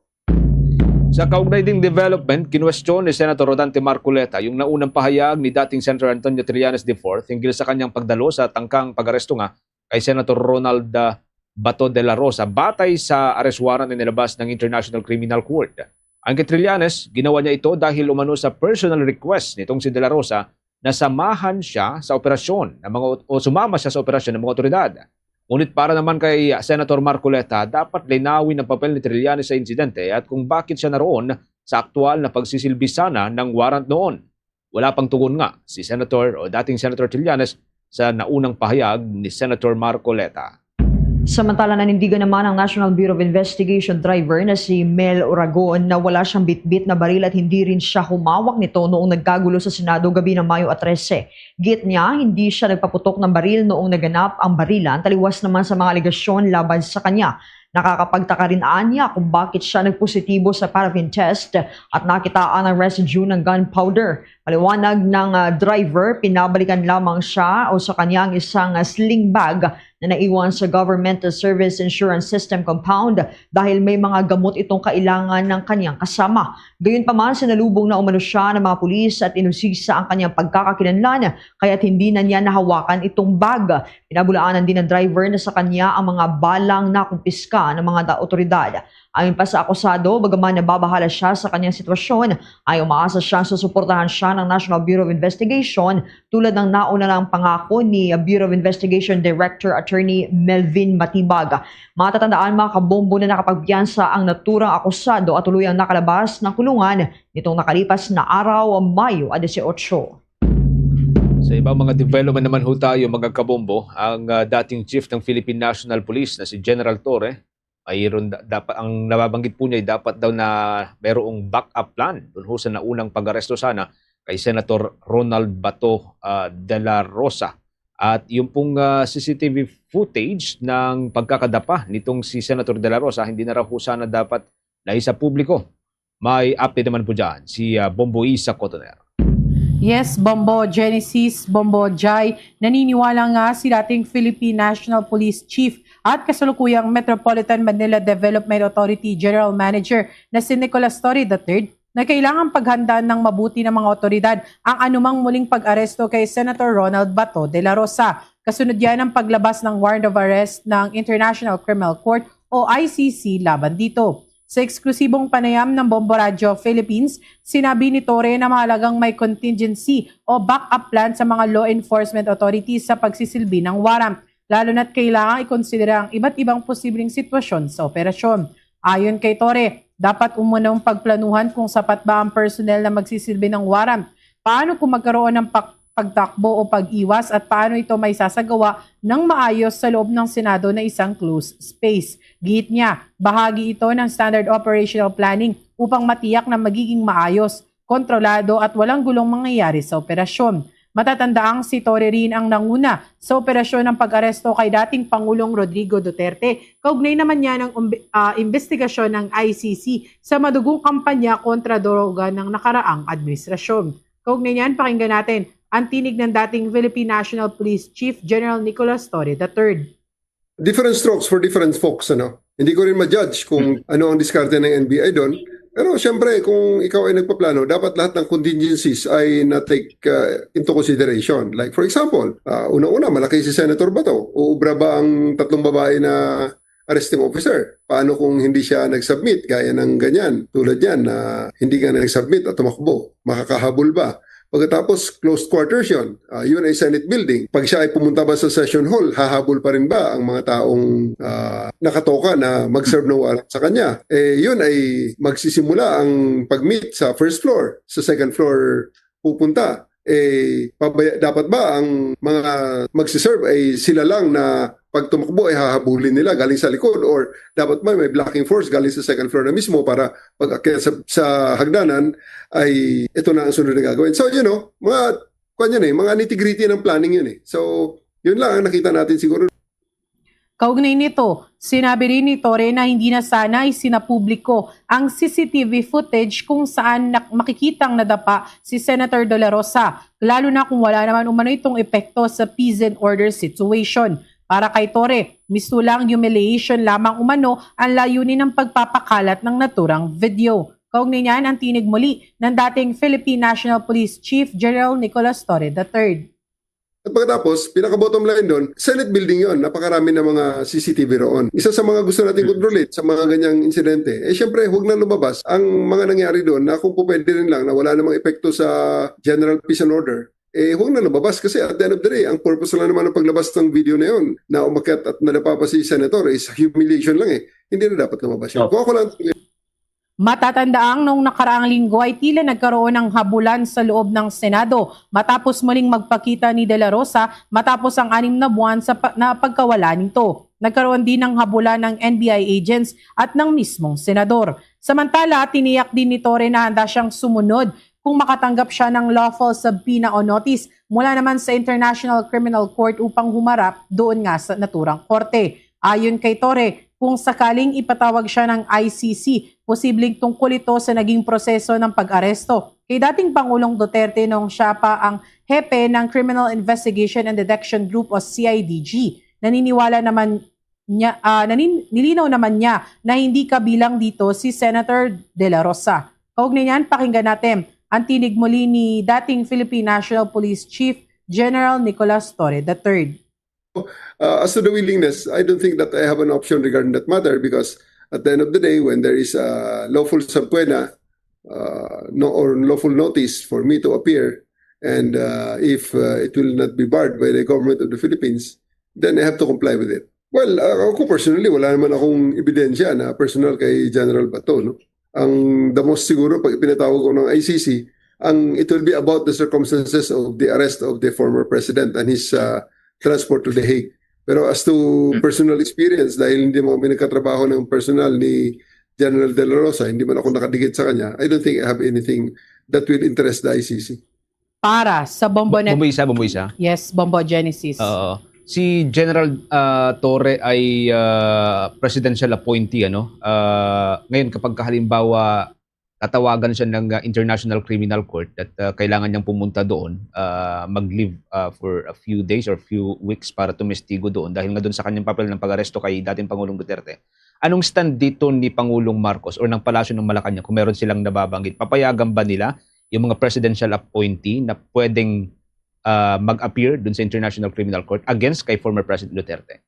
Sa ngayon, Bombo Genesis, wala pa namang nababanggit yung palasyo dyan. Kaya yan din ang ating tututukan nga no, once na maimbitahan itong si General Nicolas Torre III. However, dito nga sa naging interview ng Bombo Radio Philippines kay General Torre, isa rin kasi talaga sa iniisip niya no, na kung hindi ito popondohan ng gobyerno ay kailangan din talagang paghandaan din niya no, yung kanyang magiging pamasahe papunta nga daw doon sa The Hague, Netherlands. So yan yung isa doon sa paghahanda rin ni General Nicolas Torre III as well as yung pagharap niya nga dito sa ICC, Bombo Genesis. Pero sa end ng government, titignan pa natin sa mga susunod na development yung maaaring gawin din no once nga na i-request naman ng naturang korte itong pag-appear ni General Nicolas Torre III with regards dito sa pag-aresto nga kay dating Pangulong Rodrigo Duterte. Bombo Genesis. Okay, maraming salamat, Bombo Isa. Para sa Bombo Network News, ito si Bombo Isa Cotoner and this is Bombo Radio Philippines, the number one and most trusted source of news and information. Basta Radio Bombo! Meron na lamang tayong 23 minutes bago po sumapit mga kabombo ang alauna ng hapon. Binatikos ng Partido Demokratiko Pilipino ang umunoy irresponsableng pahayag ni Justice Secretary Frederick Vida kaugnay ng babala niyang maaring arestuhin si Senator Ronald De La Rosa kapag sinubukan niyang umalis ng Pilipinas. Sa liham na nilagdaan ni Attorney Ferdinand Topacio, iginit ng naturang political party na walang inilabas na warrant of arrest mula sa anumang lokal na hukuman laban sa senador at hindi umano otomatikong may patutupad sa Pilipinas ang warrant mula sa International Criminal Court kung wala itong kumpirmasyon mula sa lokal na korte. Iniling din ng partido kay Vida na bawiin ang kanyang mga pahayag at nagbabalaan na maari silang magsagawa ng legal na hakbang kung itutuloy umano ang planong pag-aresto. Alalang nauna lang sinabi ni Secretary Vida na inatasan niya ang mga law enforcement agencies at border authorities na pigilan at arestuhin si De La Rosa sakaling tangkain niyang lumabas sa Pilipinas habang nakabinbin ng mga usapin may kaugnayan sa inilabas ng International Court na warrant laban sa kanya. Samantala, giniit naman ni Senator Robin Padilla na ang Senado ay hindi dapat sisihin sa umigting na political tension sa bansa kaugnay ng kontrobersiya sa International Criminal Court warrant laban kay Senator Ronald Bato de la Rosa. Ayon kay Padilla, ang problema ay ang kaguluhan sa bansa at hindi ang Senado na anya ay nadamay lamang sa nangyayari. Git ng Senador, mananatiling maayos at tahimik ang Senado hanggat walang paghihimasok o paglabag sa seguridad ng institusyon. Nagsimula itong tensyon matapos ang tangkang pag-aresto ng National Bureau of Investigation kay Senator De La Rosa sa bisa ng International Criminal Court warrant sa loob ng Senado na nauwi naman sa protective custody at sunod-sunod na kaguluhan kabilang ang mga ulat ng putukan sa gusali. Sa kabila nito, umaasa si Padilla ang pag-convene ng Senado bilang impeachment court laban kay Vice President Sara Duterte ay magiging daan para sa pagpapabalik ng kaayusan at pagkakaisa sa institusyon. Sinabi naman ni Senate President Alan Peter Cayetano na pinag-aaralan ng kanyang legal team ang 3 posibleng hakbang kaugnay ng 6 na buwang preventive suspension na ipinataw ng Office of the Ombudsman kay Senate Sergeant-at-Arms Mau Aplasca. Ipinataw itong suspensyon matapos ang naging paghahawak ni Aplasca sa insidente ng putukan sa Senado noong Mayo 13. Ayon kay Senate President Cayetano, kabilang sa mga tinitingnang usapin itong prinsipyo ng separation of powers sa pagitan ng executive, legislative, and judiciary, pati na rin yung saklaw ng ombudsman at ang kapangyarihang magsuspende sa ilang opisyal. Samantala, nagpasalamat naman si Aplasca na walang nasaktan sa nangyaring kaguluhan at umaasa siyang lilinaw ang mga usapin sa pamamagitan ng investigasyon. Hiniling din niya sa publiko na hayaang lumabas ang buong katotohanan sa nasabing insidente. Sa ibang mga development ho tayo mga kabombo, apektado ho ang mga biyahero matapos bumagsak ang isang tulay sa may Purok 2, Calyawa sa may Davao City. Nabatid na gumuho ito matapos ng tangayin na malakas na agos ng tubig bunsod po ng pagbaha nitong gabi ho ng Mayo 18 o kagabi ho ito. Ayon sa video, nagpapakita ho ng pinsala matapos ang insidente habang patuloy na nakakaranas ng malalakas na pagulan ang ilang bahagi ng naturang lungsod. Mapapansin po ninyo dito po sa contributed video, mga kabumbo, ito pong epekto nitong malawakang pagbaha sa lungsod ng Davao. Sa kasalukuyan, nagsasagawa pa ng verifikasyon at assessment ng mga otoridad upang matukoy ang lawak ng pinsala at mga sumusunod o susunod na hakbang para sa rehabilitasyon ng nasirang tulay. Hinahanapan na ng lokal na pamahalaan ng alternatibong daan ng mga naabalang motorista dahil po yan sa naturang pangyayari. Sa iba pang balita, nagpahayag naman ng pag-aalala si Pangulong Ferdinand Bongbong Marcos Jr. sa posibleng krisis sa pagitan ng Taiwan at China at sinabing maaaring hindi maiwasang maapektuhan ng Pilipinas sakaling lumala ang sitwasyon. Ayon sa Pangulo, hindi tulad ng ibang bansa, limitado lamang ang pagpipilian ng Pilipinas dahil sa lapit nito sa Taiwan at presensya ng halos 200,000 mga Filipinos na naninirahan at nagtatrabaho roon. Binigyan din ni Pangulong Marcos na nanatili ang bansa sa One China policy at wala umanong intensyon ng Pilipinas na makialam sa isyu ng Taiwan. Gayunman, nanawagan siya ng mapayapang solusyon sa usapin sa pagitan ng magkabilang panig. Inihayag ito ng Pangulo bago ang kanyang state visit sa Japan sa Mayo 26 hanggang 29 kung saan inaasahang tatalakayin din ang pagpapalakas ng kooperasyon sa depensa, enerhiya at seguridad sa rehiyon. Kasabay nito, ikinatuwa rin ni Pangulong Marcos ang mas malalim na ugnayan ng Pilipinas at Japan, lalo na sa larangan ng depensa at seguridad sa gitna ng tumitinding tensyon sa rehiyon. Sa ibang mga updates, nagbabala ang Department of Energy na posibleng tumaas pa ang bilang ng mga nasa ilalim po ng yellow at red alert sa power supply dahil sa inasahang El Nino na magdadala ng mas matinding init at mas mataas na konsumo ng kuryente sa buong Pilipinas. Ayon sa Energy Department, ang yellow alert ay nangangahulugan na manipis na ang reserbang kuryente at anumang biglaang shutdown ng power plant ay maaaring magdulot ng supply shortage. Ang red alert naman ay senyales na kulang ng supply para tugunan ng demand. Kaya posible ang rotational brownouts kung sakaling hindi ko makukontrol ang konsumo. Ayon kay Energy Undersecretary Felix William Fuentebella, inasahan ang panibagong yellow alert sa Luzon grid. Sa Visayas naman, maaari daw kung makaranas ng mas maraming alerts, kabilang na ang ilang red alert sa peak hours ng hapon at gabi. Dahil sa patuloy na pag-aasa nito sa imported power mula Luzon at mula Mindanao. Sa Mindanao area naman, walang nakikitang red alert, ngunit posible pa rin ang ilang yellow alert mula Setyembre hanggang Nobyembre ngayong taon. Batay sa State Weather Bureau, may 72% na posibilidad po na magkaroon ng moderate hanggang sa strong na El Nino sa huling bahagi ng taon. Karaniwang nagdudulot ng matinding init, tagtuyot at mas mataas na power demand.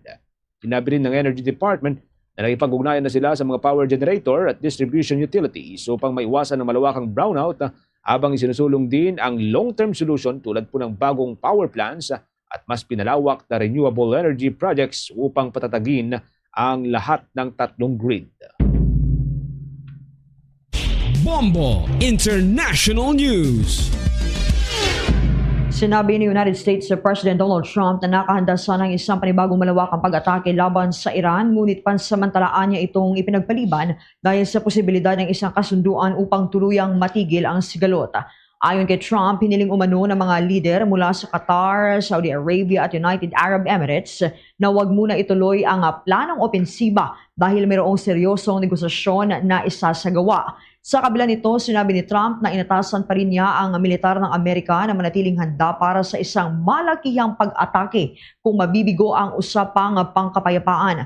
Lumilitaw din na may mga bagong usapin sa negosasyon, kabilang dito ang nuclear program ng Iran, pagluwag sa oil sanctions at pagpapalaya sa mga nakapirming Iranian assets sa ibang bansa. Matatandaang matagal nang tensyonado itong relasyon ng Estados Unidos at Iran dahil sa issue ng nuclear weapons, mga parusa sa ekonomiya at mga sigalot sa gitnang silangan. Patuloy namang iginiit ng Iran na hindi ito gumagawa ng nuclear weapons at hindi ito susuko sa gitna ng negosasyon.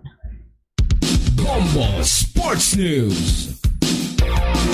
Para sa mga fans ng NBA, mga Kabombo Caster Nation, nagsimula na po ang Western Conference Finals ngayong araw na ito at ito po ay nilalaro sa pagitan ng Oklahoma City Thunder at ng San Antonio Spurs. Gumagawa ho ng kasaysayan ng dalawang kupunan dahil ang dalawa ang bukod tanging kupunan na gumawa ng 62 win ngayon pong season. Ito ho'y labanan sa pagitan ng mga team na gumawa ng 62 wins o 62 panalo.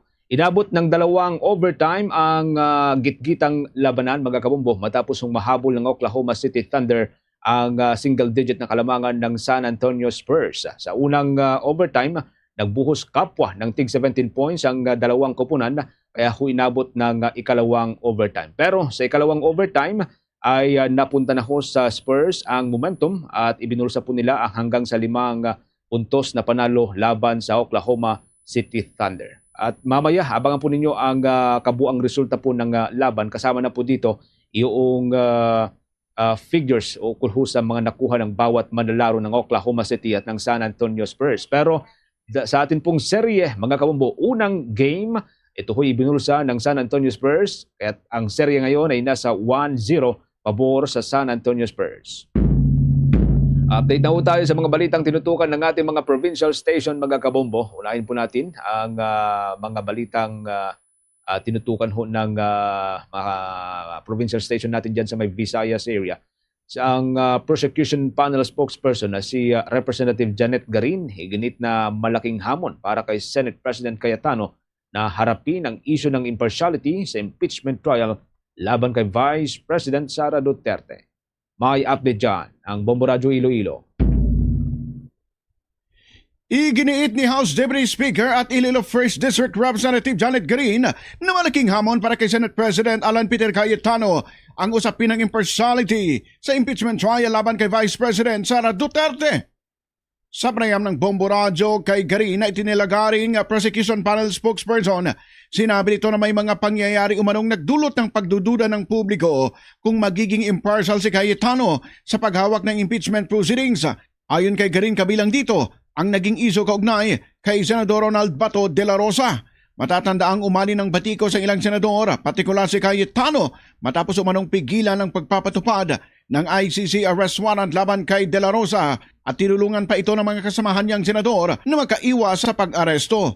Binigyan naman ni Garin ng benefit of the doubt si Cayetano kaugnay sa nasabing issue. Well, I believe it's the challenge. Pero ako personally, I'm giving him the benefit of the doubt that he will be neutral and impartial. Tuloy ang impeachment, tuloy ang call for accountability, pero hindi rin mawawala dyan ang equally important na tugon ng bansa sa mga pangangailangan ng taong bayan. Si Iloilo 1st District Representative Janet Garin. Para sa Bombo Network News mula dito sa Bombo Radio Iloilo, ito si Bombo Ayan Gahete. This is Bombo Radio Philippines, the number one and the most trusted source of news and information. Basta Radio! Bombo! Ito namang 300 trabahante ng Sanjia Steel Plant sa loob ng FIVIDEC nasa panganib laban sa exposure ng hazardous at toxic chemicals. May-report dyan ang Bombo Radio Cagayan de Oro.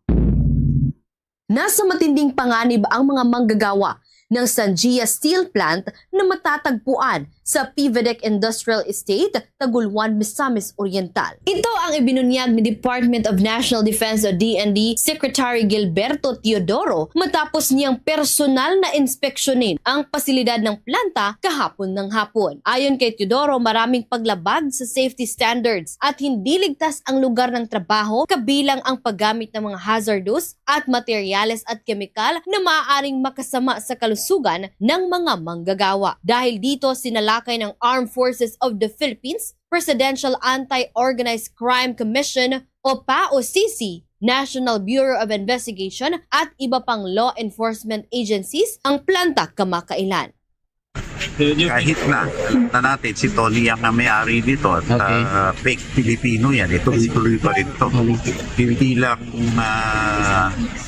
violations na kung ano-anong batas, nilalagay niya sa panganib dahil sa improper working and unsafe working conditions sa mga trabahador na Pilipino. Si Secretary Gilberto Teodoro ng Department of National Defense o DND. Mula Bombo Radio Cagayan de Oro, ito si Bombo Jane May Abulag, and this is Bombo Radio Philippines, the number one and most trusted source of news and information. Basta Radio, Bombo! Dako naman tayo dyan sa may Bicol region, mga kabombo. Ang Lahar Flow mula ho sa may Bulkang Mayon, mas ikinababahala na rin ngayon ng publiko kumpara sa mismong eruption ng naturang bulkan. At papatuloy din po yung pagbuo ng mga evacuation plan para ho sa mga residente, lalo na yung mga nasa barangay na malapit lamang sa naturang bulkan.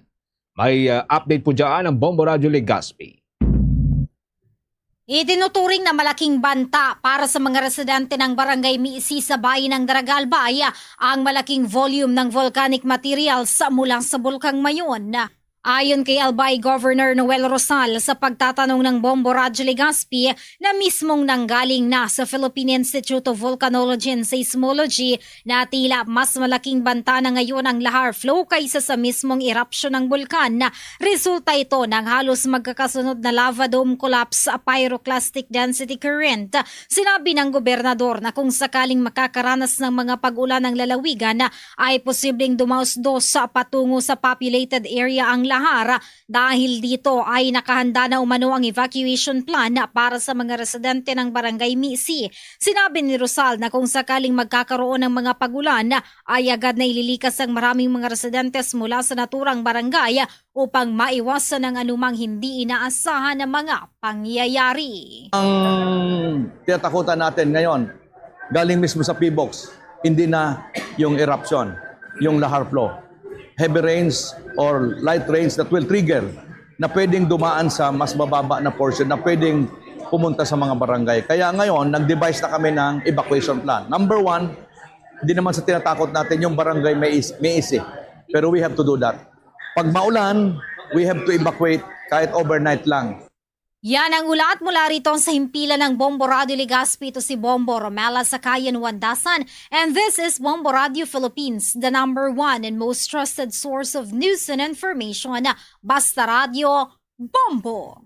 Si former 1 Tahanan Party List Representative Nathaniel Odocado naman wala umunong pagsisisi na naging miyembro ng Kamara ang ngunitikom ang bibig sa dahilan ng kanyang pag-resign. Kuha tayo ng mga report, tinutukan niya ng Bombo Radio Rojas. Nagbitiw na bilang miyembro ng Kamara si 1 Tahanan Party List Representative Nathaniel Odocado. Kasabay rin niya nagbitiw si Franz Legazpi ng Pinoy Workers Party List na kapwa kabilang sa majority block ng Kamara. Ayon kay Odocado, wala siyang pinagsisihan sa naging panunungkulan bilang mambabatas at punuan niya ng pasasalamat ang kanyang puso sa bawat Pilipinong nagtiwala, nakinig at nakibaka kasama niya. Gayunman, wala namang ibinigay na dahilan si Odocado kaugnay ng kanyang pagbibitaw sa pesto. Sa panayam ng Bombo Radio Rojas kay Raul Manuel, dating congressman ng Kabataan Party List at ngayon ay Karapatan National Council member, sinabi nito na dapat maging transparent sina Odocado at Legazpi hinggil sa kanilang pag-alis bilang mga miyembro ng Kamara. Ayon kay Manuel, may mandato mula sa publiko ang paghawak ng posisyon, kaya mahalagang maipaliwanag sa taong bayan ang dahilan ng kanilang pagbibitiw sa elective seat sa Kamara. Dagdag pa niya na kapag tataka, umano ang biglang pagbibitiw ng dalawang individual, lalo na at umiinit ang usapin kaugnay na impeachment ni Vice President Sara Duterte. Ang strong suggestion ko sa kanila ay maging transparent sila sa ano nga talaga ang dahilan bakit sila nag-resign. Kasi syempre yung posisyon na na-take on nila ay meron yung mandato mula sa mamamayan. Ibig sabihin, mahalaga yung bawat seat sa pamahalaan. Kasama na syempre yung elective seat sa Kamara. Syempre, palaisipan yon sa mamamayan, bakit bigla silang nag-resign. Mula rito sa himpilan ng Bombo Radio Rojas, para sa Bombo Network News, ito si Bombo Jamilus Delhi. And this is Bombo Radio Philippines, the #1 and most trusted source of news and information. Basta Radio, Bombo! Update tayo mula dyan sa may Office of the Ombudsman, mga kabombo, dahil ngayong araw lamang ho ay naghain po ng reklamo ang isa hong mababatas, miyembro ho ng Makabayan na Block laban kay Representative Pulong Duterte dahil po ito sa usapin ng flood control scandal. May live report si Bombo Jovino Galang. Bombo Genesis at Bombo Jai, naghain ng reklamo itong si House Deputy Minority Leader Antonio Tino laban sa Ombudsman laban kay Davao City Representative Paulo Pulong Duterte ay kaugnay ito sa anomalya sa flood control project ng nasabing rehiyon o nasabing lungsod kung saan ito ay may kickback at ilang mga anomalya ukol sa nasabing usapin. Ayon sa mambabatas na mayroong 121 na proyekto silang naimbestigahan kung saan lumabas dito na mahigit 80 ang mayroong mga anomalya gaya ng mga substandard na mga materyales, overpricing at iba pa. So narito yung ilang pahayag dito nitong si House Deputy Minority Leader at ACT Teacher Party List Antonio Tinio. Sa flood control project sa Davao City mula 2019 hanggang 2022. Ito yung sa distrito ni Representative Pulong Duterte. So, 80 contracts ang nakita natin ng mga flood control projects sa Davao and Matina Rivers worth 4.4 billion pesos na tingin natin may mga red flag at dapat maimbestigahan. So, kasama dito yung may total overlapping. No? May mga kontrata na nag-overlap. At umasa ito sa mabibigyan ng aksyon ng Ombudsman dahil nakikita niya na aktibo ngayon ang Office of the Ombudsman kaya sa pagbibigay ng mga aksyon laban sa mga anomalya ng mga iba't ibang government offices at mga government officials. Muli, ang naging pahayag dito ni Tinio. Last year ay dinala na natin ito sa ICI. No? Tinanggap nila, ngunit wala nang aksyon na ginawa dito. At in the meantime ay alam natin, nagsara na yung ICI. So hopefully ngayon ay ma-actionan ito ng Ombudsman. Kasama sa sinabmit namin, bukod sa sulat, ay meron tayong detalyadong analysis, pagsusuri doon sa mga specific projects. So nakapangalan mismo yung mga kontrata, sino yung mga contractor at iba pa.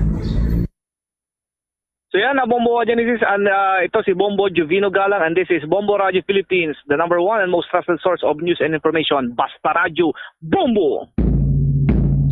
Tuloy-tuloy lamang po sa pagsubaybay sa ating 32 fully digitalized AM at FM stations, mga kabombo. Gamit po ng ating mga social media pages. Pagkatapos ng Bombo Network News, pwede po niyong subaybayan ng mga programa ko ng ating mga provincial station. Bawat provincial station ng Bombo Radio Philippines at ng Star FM, may sarili-sarili po silang social media pages tulad po ng Facebook, YouTube, TikTok, ang Twitter o ngayon po kilala bilang X, and of course ang Bombo Radio mobile app na pwede po ninyong i-download sa inyong mga cellphone at mga tablet via Google App Store o Apple App Store, mga kabombo. Sa mga kababayan po natin dyan sa may bahagi ng Mindanao area, dyan sa may Davao region, pwede po niyo subaybayan, panuorin at pakinggan ang ating provincial station dyan, ang Bombo Radio Davao, at ang ating FM station or ang ating music and entertainment station, ang Star FM Davao. Dyan sa may Cagayan de Oro City at mga katabing lugar, nariyan pwede po niyo subaybayan ang Bombo Radio Cagayan de Oro.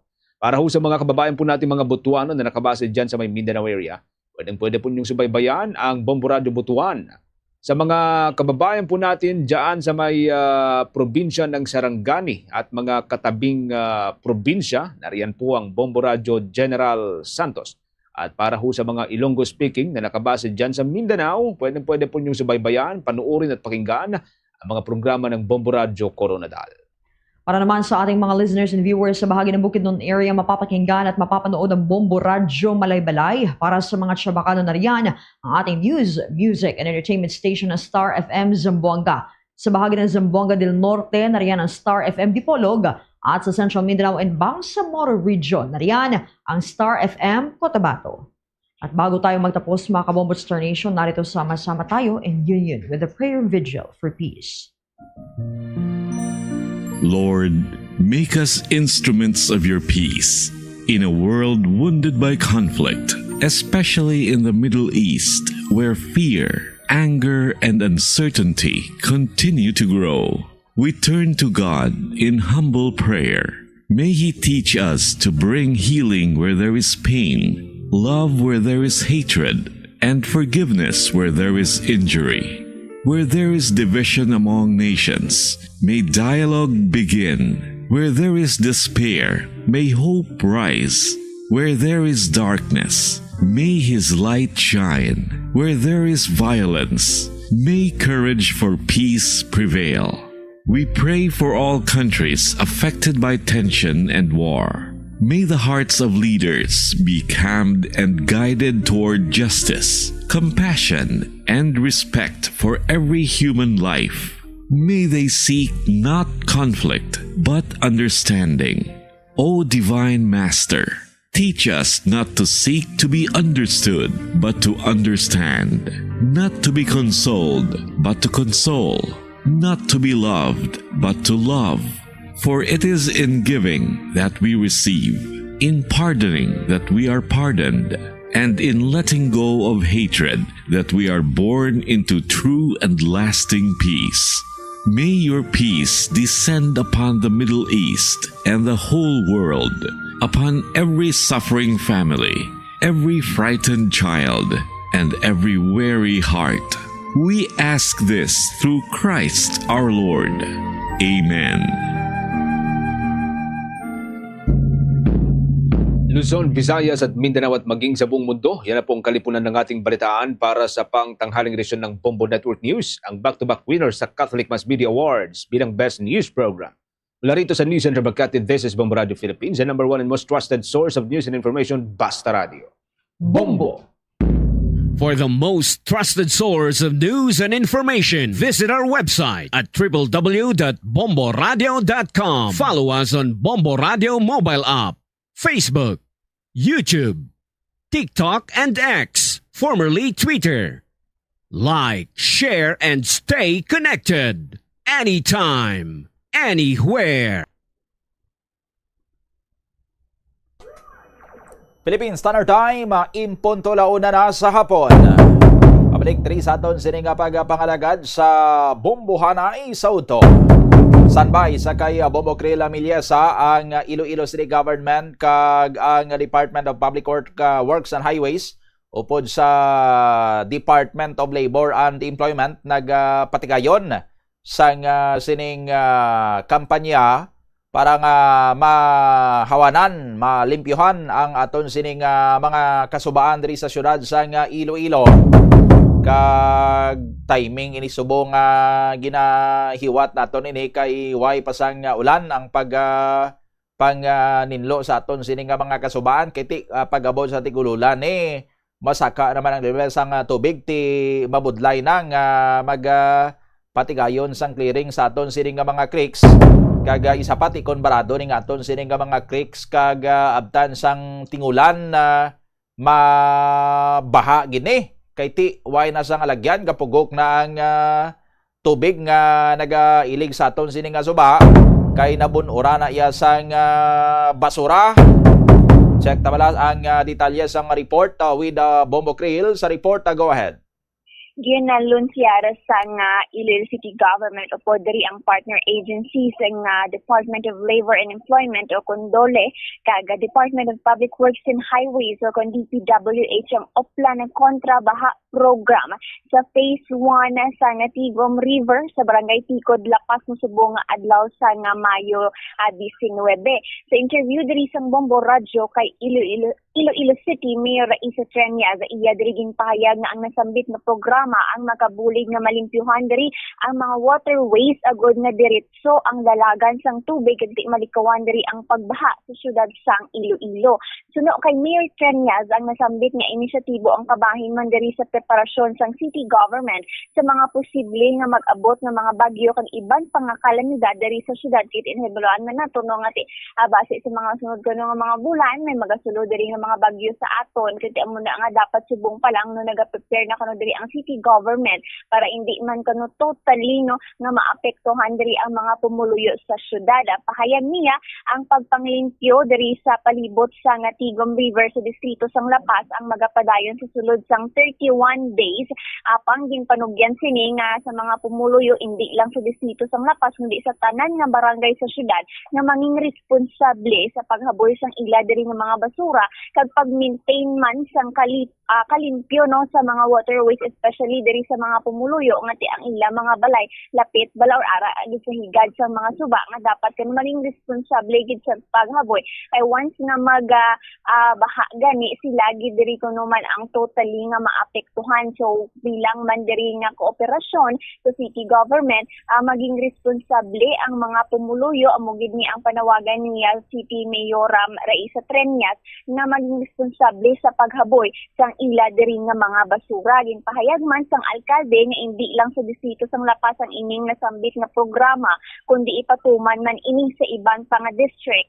Kung sa diin sa subong ko ginalantaw na nila diri ang masunod nga district amo ang Molo kag ang Saharo. Dugang pa ni Mayor Treñas ang nasambit man nga ini nga programa ang pamaagi man sang city government agod nga matumo diri kung ano gid nga mga barangay sa syudad ang nagakontribute o kung nagahaboy sang madamo nga basura sa mga suba o sa mga waterways diri sa syudad sang Iloilo. So yari pabating na ton ang naging interview sang Bombo Radyo kay Iloilo City Mayor Raiza Treñas. Yari kita di subong sa Oplan kontra Baha. This is in partnership with DOLE and DPWH. Ang ini nga programa manamigid kay gina ang purpose ni clean up nato ng aton nga waterways to prevent flooding diri sa aton nga syudad. Para sa ini nga first project naton 31 days ni ang pag-clean up naton diri sa Lapas district no. Magahalin ini sa hinaktakan hasta didto na sa pag-clean up naton sa Tabuk Suba Lapas. Ma'am, after 31 days, may arap kita next na clean up sini. Yes, may ginapang identify na kita nga mga areas. Ang next naton is sa Molo District, kag may arap pagid kita nga gina-identify sa Haro District. Anong importance ma'am sa pag-launch natin sa Oplan kontra Baha? Ang importante gid sini no kay gina-clean gid naton ang waterways. Kung gina-clean up naton ang waterways, ang daloy sang tubig, especially kung pusog ang ulan, kung mag high tide, mas ang flow may ara gid no, hindi magsupon ang tubig kag hindi na magsaka kay na clean up na gid naton ang mga waste. So this is in prevention man sa pagbaha kag sa in times nga kung may gin-expect kita no nga especially subong we have experiencing severe El Nino, we are preparing nga kung may severe El Nino ang mga typhoons nga magasulod makusog.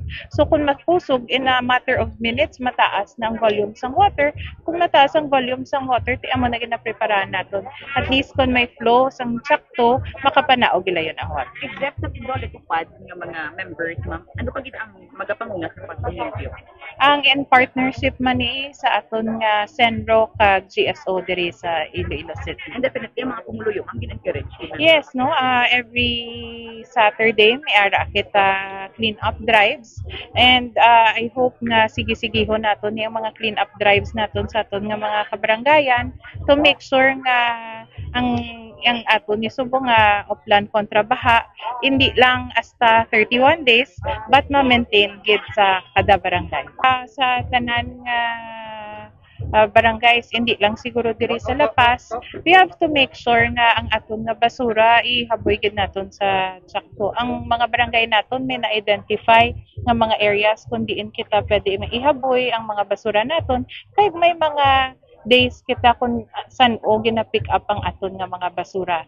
Actually, in some of the barangays bala diri sa syudad may ara nga in partnership with Coca-Cola Foundation may mga tricycle nga sugat sang ila mga basura no. We have identified 20 barangays from the coastal areas nga in partnership with Coca-Cola Foundation nga may mga tricycle nga i-pick up kay hindi na mabasudlan sa mga trucks.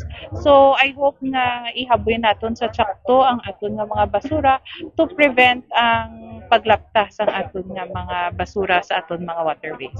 Nalapin sa mayor sa mga barangay nga di man ba naton kung natubod na naton nga amo niya ang source sang nagahaboy sa mga basura, what will happen sa Yes, after sinisang clean up mabutang kita nets no, traps to make sure na hindi na sa mga barangays para hindi na magwa gid diri sa waterways naton ang mga basura. Once ma-identify naton kung sa diin gid man naahalin ang mga basura, dira na naton mabalaan kung anong next actions naton.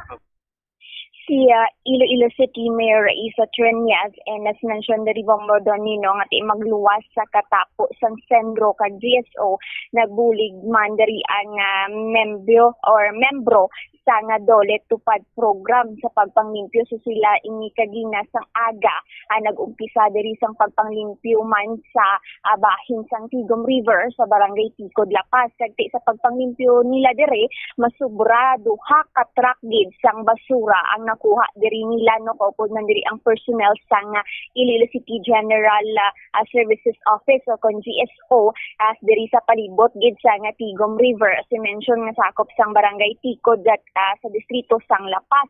Ini ang kabahin man diri, no, sa nasambit man nga Oplan kontra baha nga program.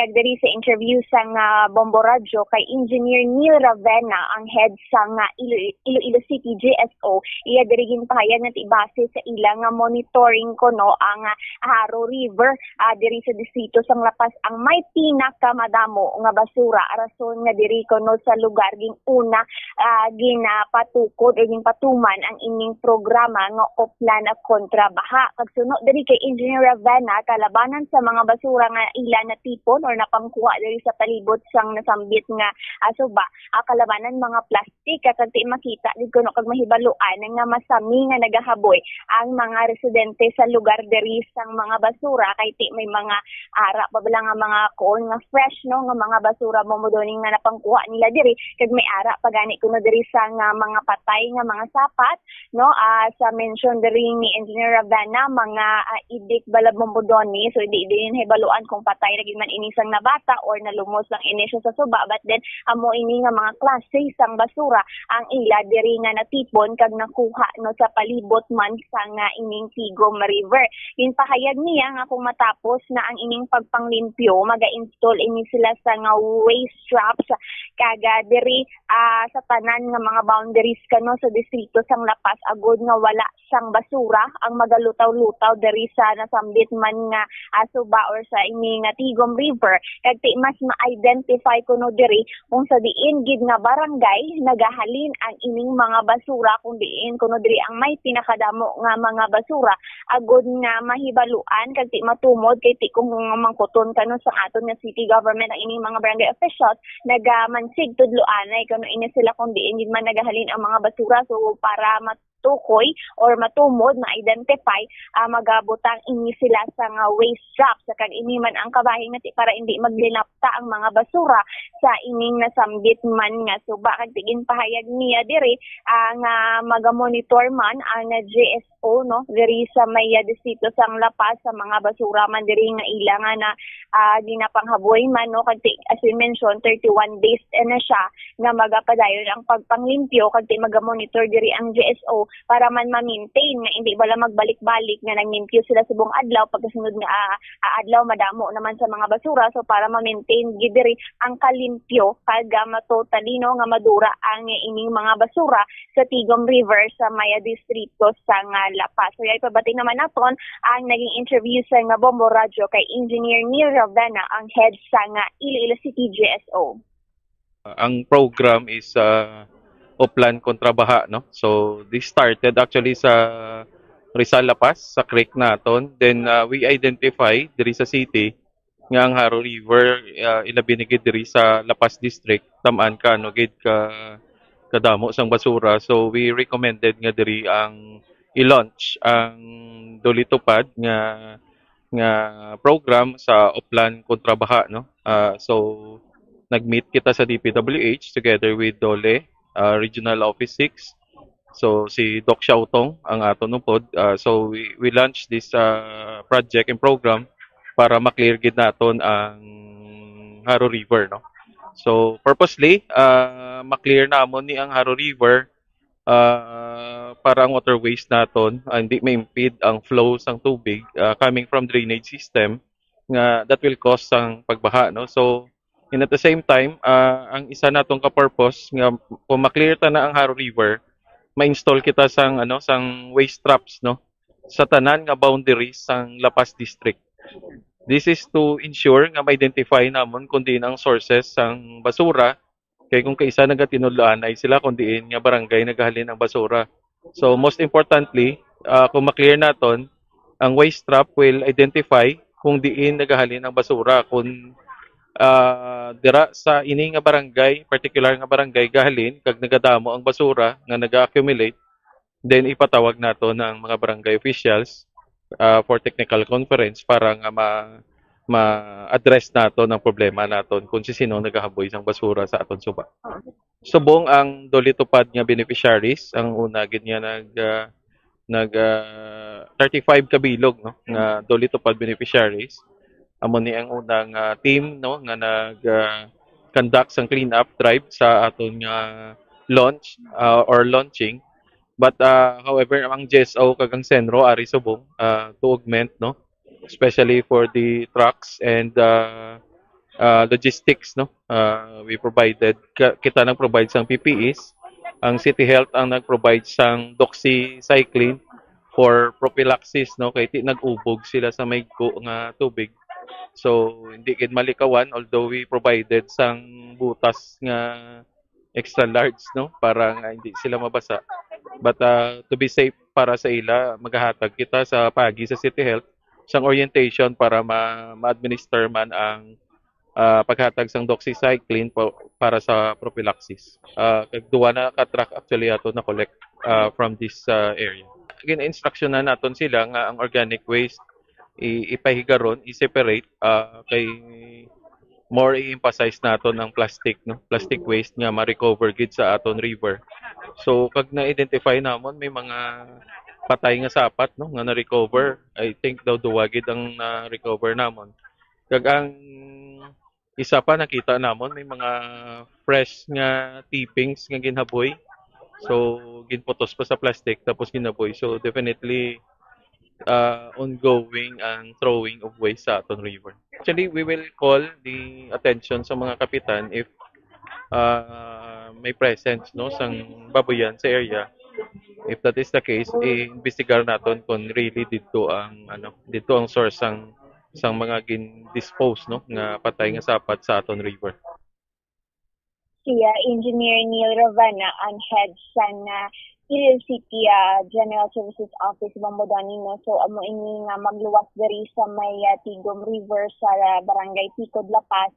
Alauman kano sang iban diri nga mga barangay sa nagkalain-lain man diri nga distrito nga ti magapatuman ini aton nga city government sa nga pagpanglimpyo. So muna nga dani maging mag-coordinate gid kuno diri ang mga pumuluyo nga magsunod gid sa mga hinyo sa aton nga ahensya nga likawan ang paghaboy sang basura. Kay imagine isa pa lang kano kaadlaw o wala gani narabutan sa ugto ang ila diri nga pagpanglimpyo, masubra na sa duha ka truck ang ila diri nga na-confiscate no nga mga na limpyo nga mga basura Bombodoni.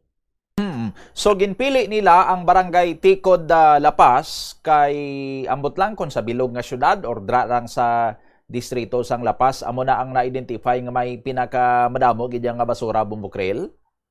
Yes, Bombodoni, amo ini ang ginpahayag ni Engineer Neil Ravana nga ang distrito sa La Paz ang ingo diri sa Tigom River ang may pinakamadamo nga basura mo na conclude nila no or na pinsara nila nga diri na lang ilonsyaran ining programa kag diri gid maumpisa ang pagpanglimpyo nila kay based man sa monitor kay makita man naton sa lugar Bombodoni no nga maski nakapanglimpyo na gani ining mga katapo sang tupad dole tupad program mo man ang mga city government ay mga nagalutaw-lutaw sa gihapon nga mga basura diri sa may Tigom River. So ang tubig gani tama na gid na siya ka itong Bombodoni mga bagay naton nga ti mahigko na siya kag ti mabaho naman bala and as well as kalain man ang epekto sa nino sa mga pumuluyo man natin sa when come sa ilang ikaayong lawas.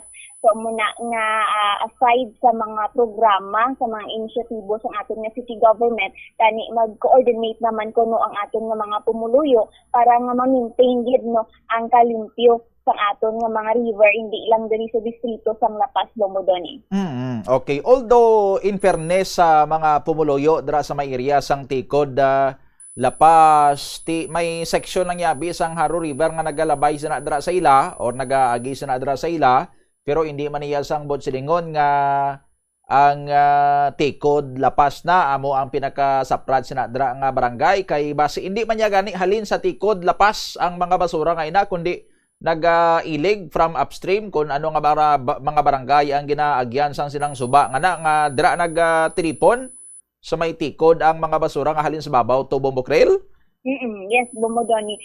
Wala pa man gid siya fully no nga na-conclude gid diri sa city government nga tanan nga basura halin gid sa barangay Tikod kay ti nagadaloy lang kumbaga ang tubig amo na nga ang isa nila diri ka initiative nga himuon amo ining water waste traps nga lantawon diri sa kada barangay or monitor bala ang adalagan sang tubig no nga agos or nagailig diri sa may Tigom River kung diin gid man siya halin kung ano gid nga barangay diin gid nga distrito kay ti kung mahambal naton kung magado nagtumpok gid man siguro ang mga basura diri sa distrito sang Lapas amo na arason nga ginhambal diri sa nga GSO nga dira ang pinakamadamo nga basura so amo na nga ginalantaw pa subong sang city government kung ano nga district ano nga barangay ang nag-contribute sang pinakamadamo nga basura kay ti as mentioned diri gani ini city mayor Isa Treñas nga once matumod ini mag-agi ini sa legal nga proseso kung ano ang pag-aobrahon nila especially sa mga barangay officials no sa nga ining man nga monitor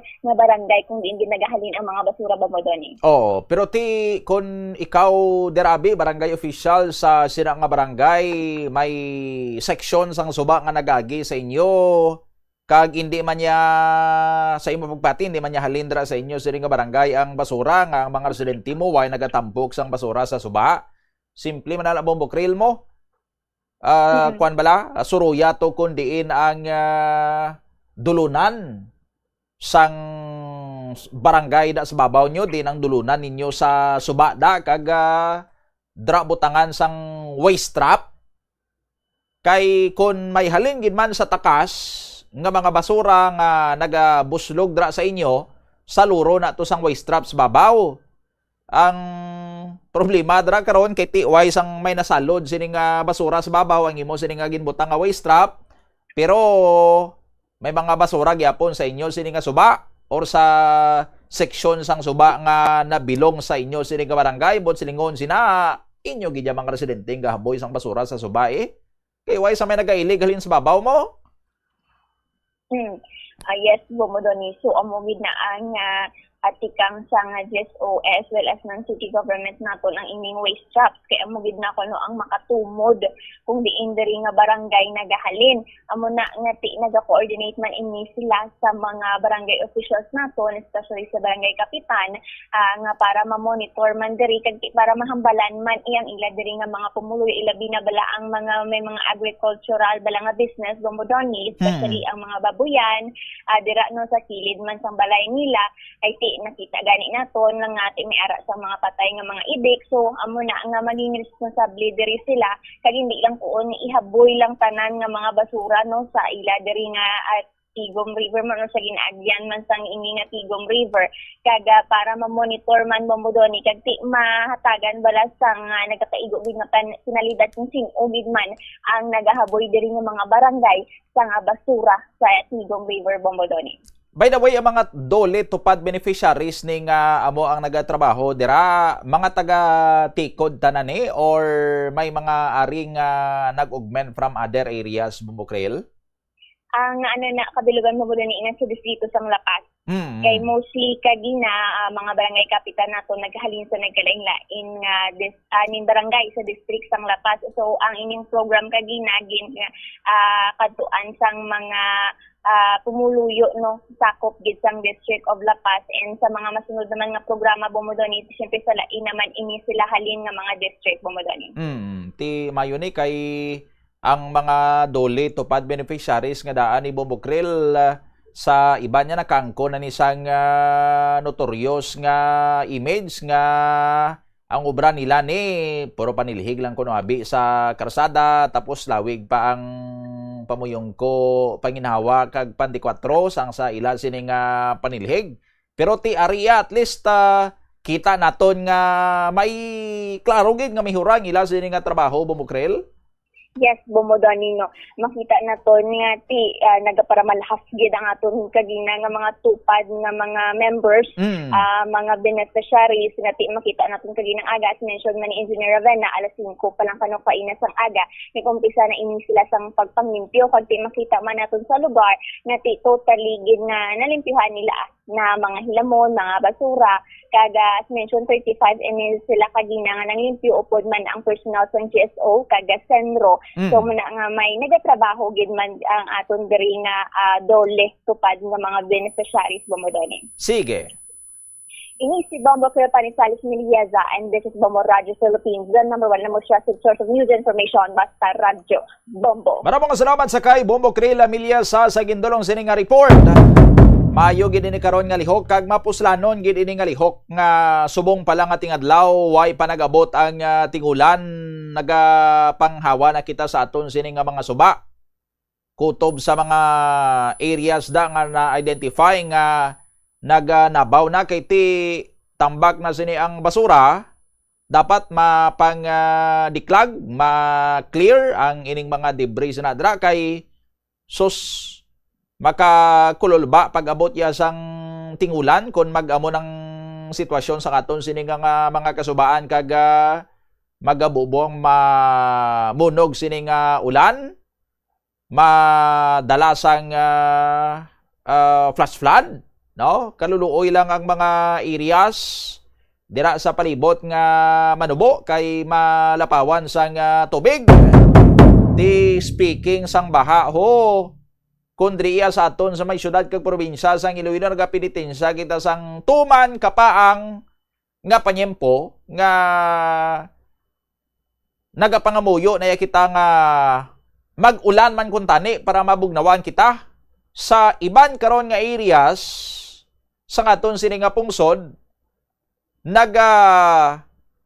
suffer man iya sang tuman nga pagbaha dito sa may area karon sang Davao City sa aton sini nga mga kabumbo daw pila kadlaw na ni nga nagainulan and then nagaresulta sini sa madalom sini iya nga pagbaha, no? As per report kanito halin sa aton sini nga sister station sa Bombo Radio Davao daw may mga na-record nga at least isa ka casualty, no? Pero ang biktima to na kuryente kuno kay ang nalusungan sini nga tubig may ara sang grounded ya sini nga linya sang kuryente, may live wire ti way makasalbar sa aton sini nga mga kabombo pero ti ang mga katapo didto ya sang Philippine Coast Guard kag iban pa sini nga mga rescue groups ti masako man to sa patigayon sang rescue operation sa mga areas nga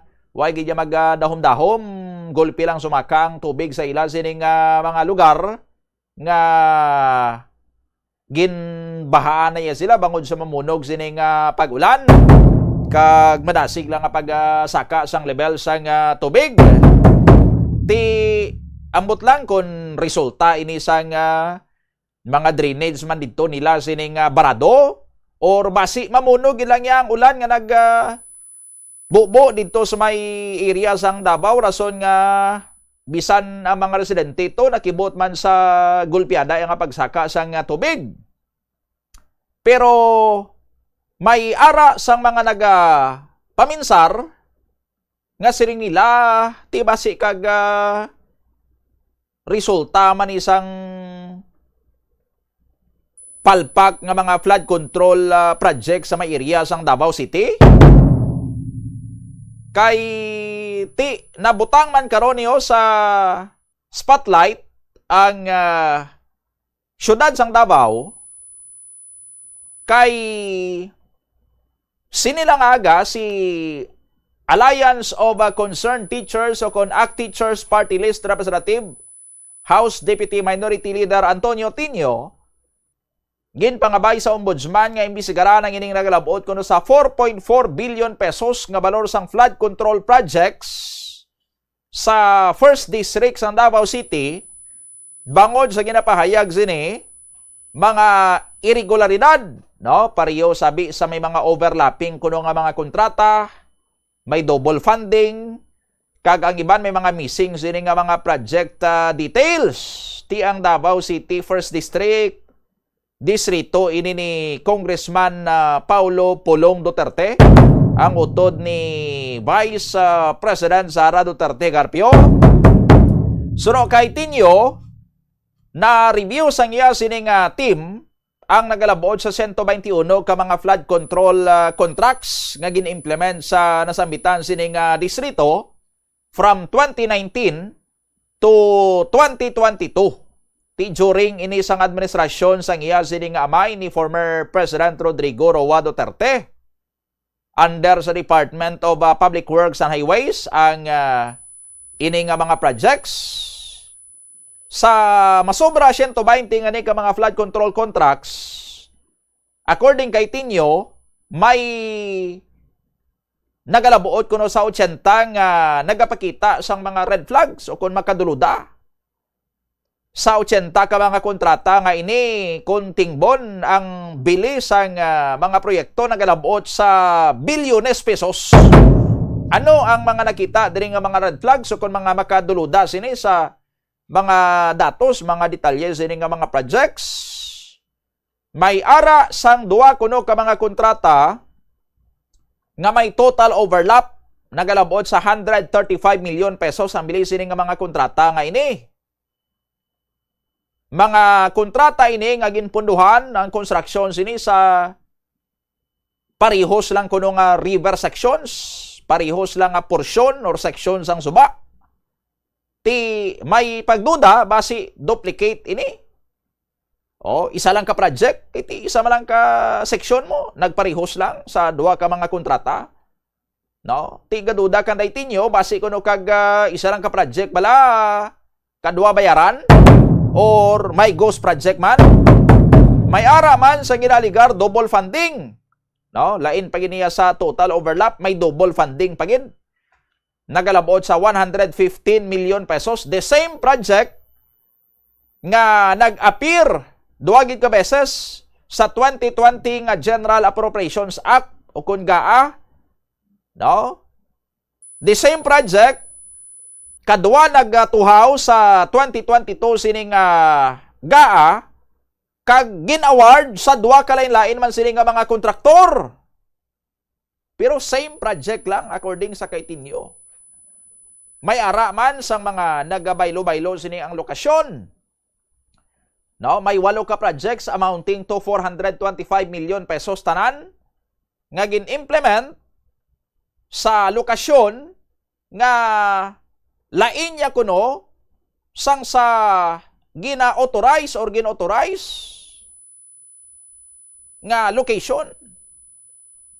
Kagang iban kuno waya nagasanto sa kun ano dapat sa kontrata, may nagakaigo sini nga kalawigon sang project, sang flood control project, butang tabi 500 meters or 200 meters.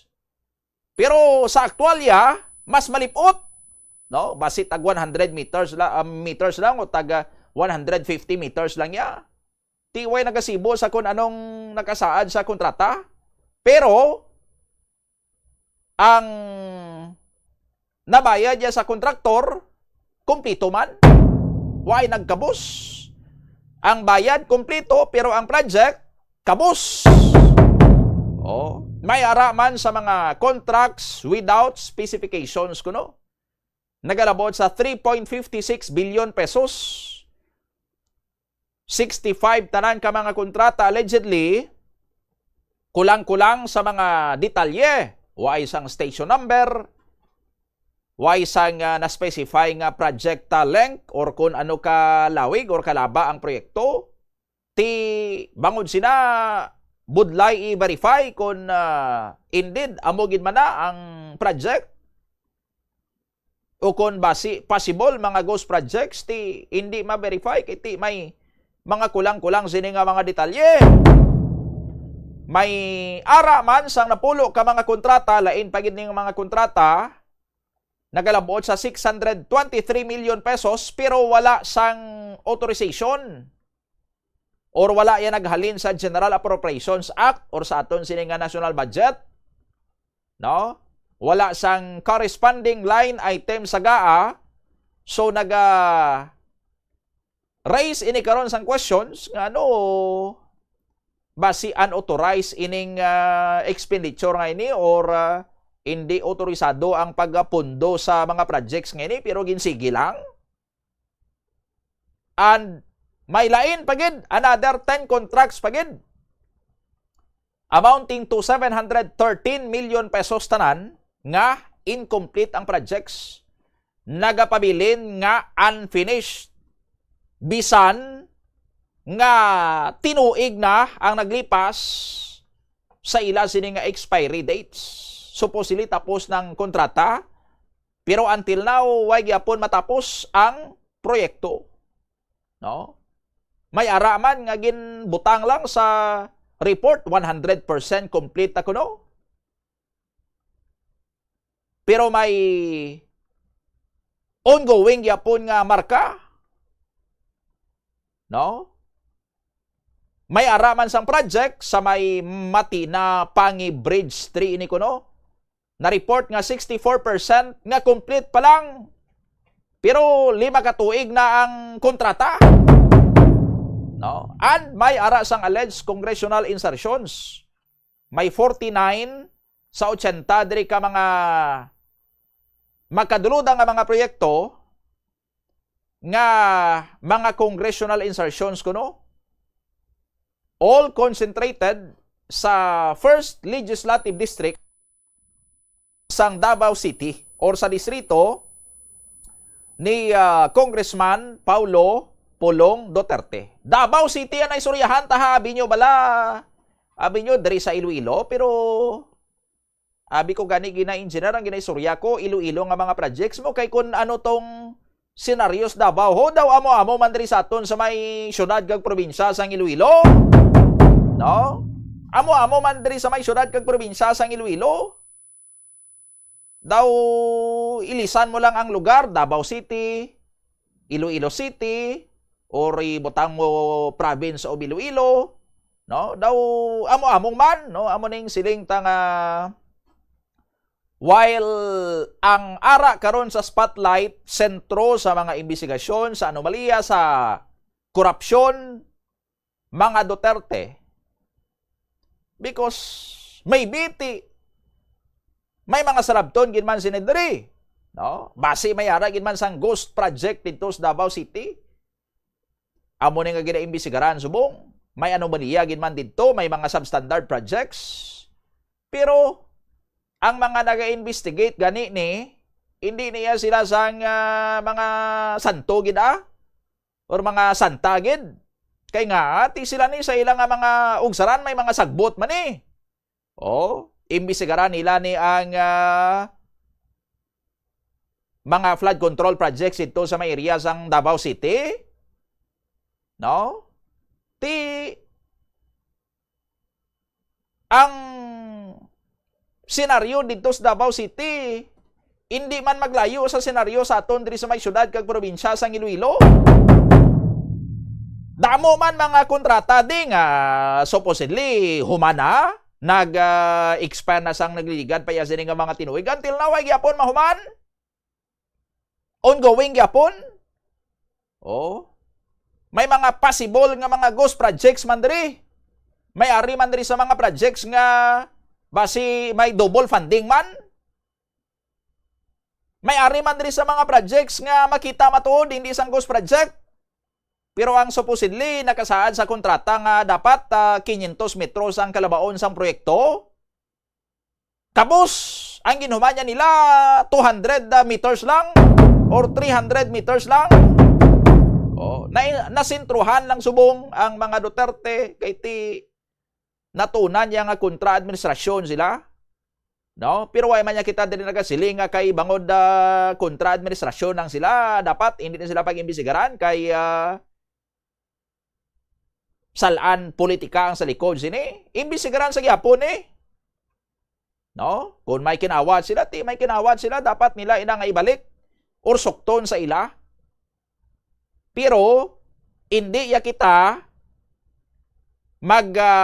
panumdom or hindi ya kita mag-abi nga kung masukot tanan sa mga Duterte hilway na sa kagarukan ang Pilipinas. Oh, ma-convict man si VP Sara, nabat man si Congressman Pulong sa anomalous flood control projects Davao City. The fact remains diri sa aton sa syudad kag probinsya sa Iloilo, may mga kongresista man tadi, may mga politiko man tadi nga may amo man nga kagarukan. No? Ang problema lang yan naton diri, unlike sa mga Duterte nga ang puwersa sang gobyerno ginatuon para imbisigaran, para pasabton sila. Diri sa aton sa may syudad kag probinsya sang Iloilo, why? Why sang imbisigasyon diri? Nga ti natabuan niya nga ang alignment ya sa aton sini nga mga politiko diri ara sa mga nagahawid subong sang poder. Oh.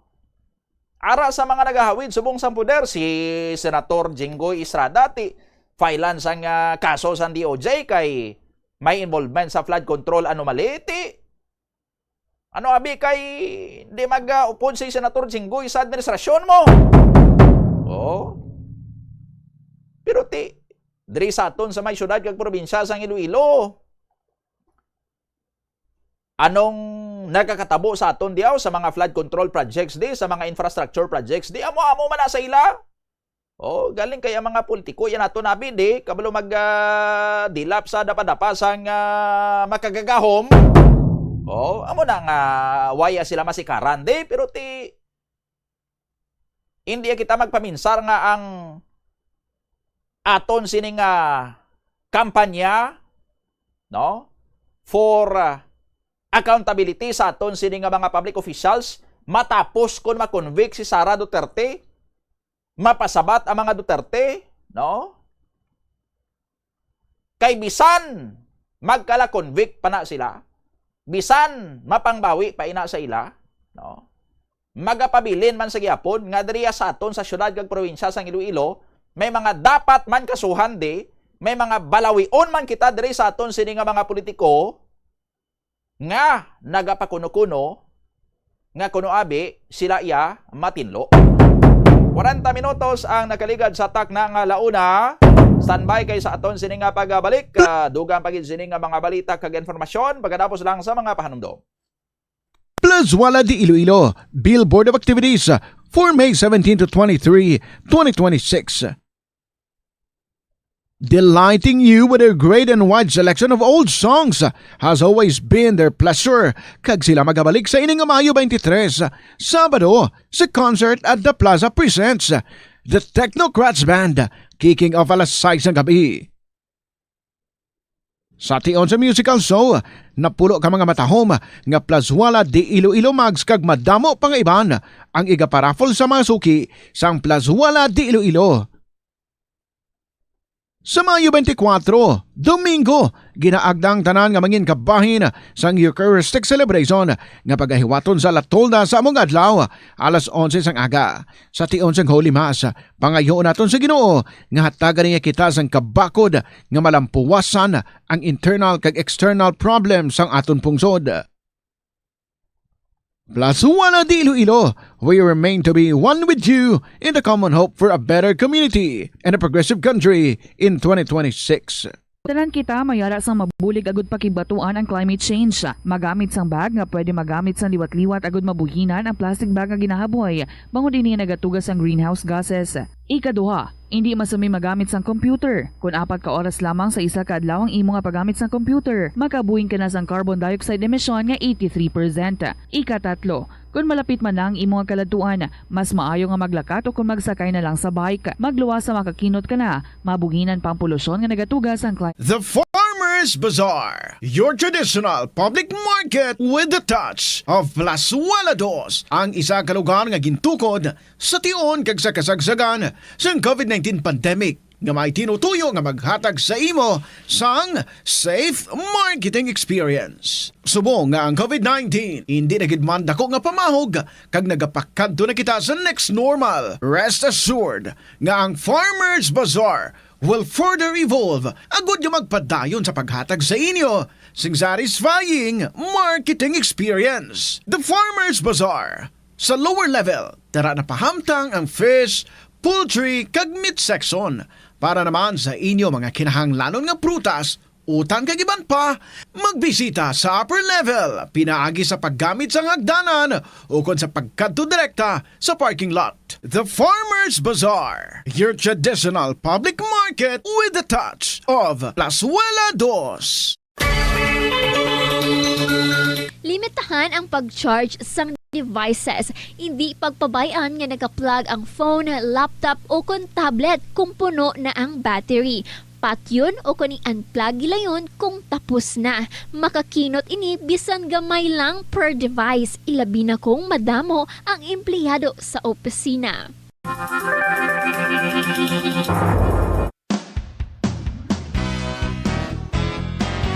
Saludo ang Pioneer Adhesive sa mga nagpapaginawa ng buhay natin. Ang laking ginhawa ng dulot nyo. Gumagaan ng buhay dahil sa inyo.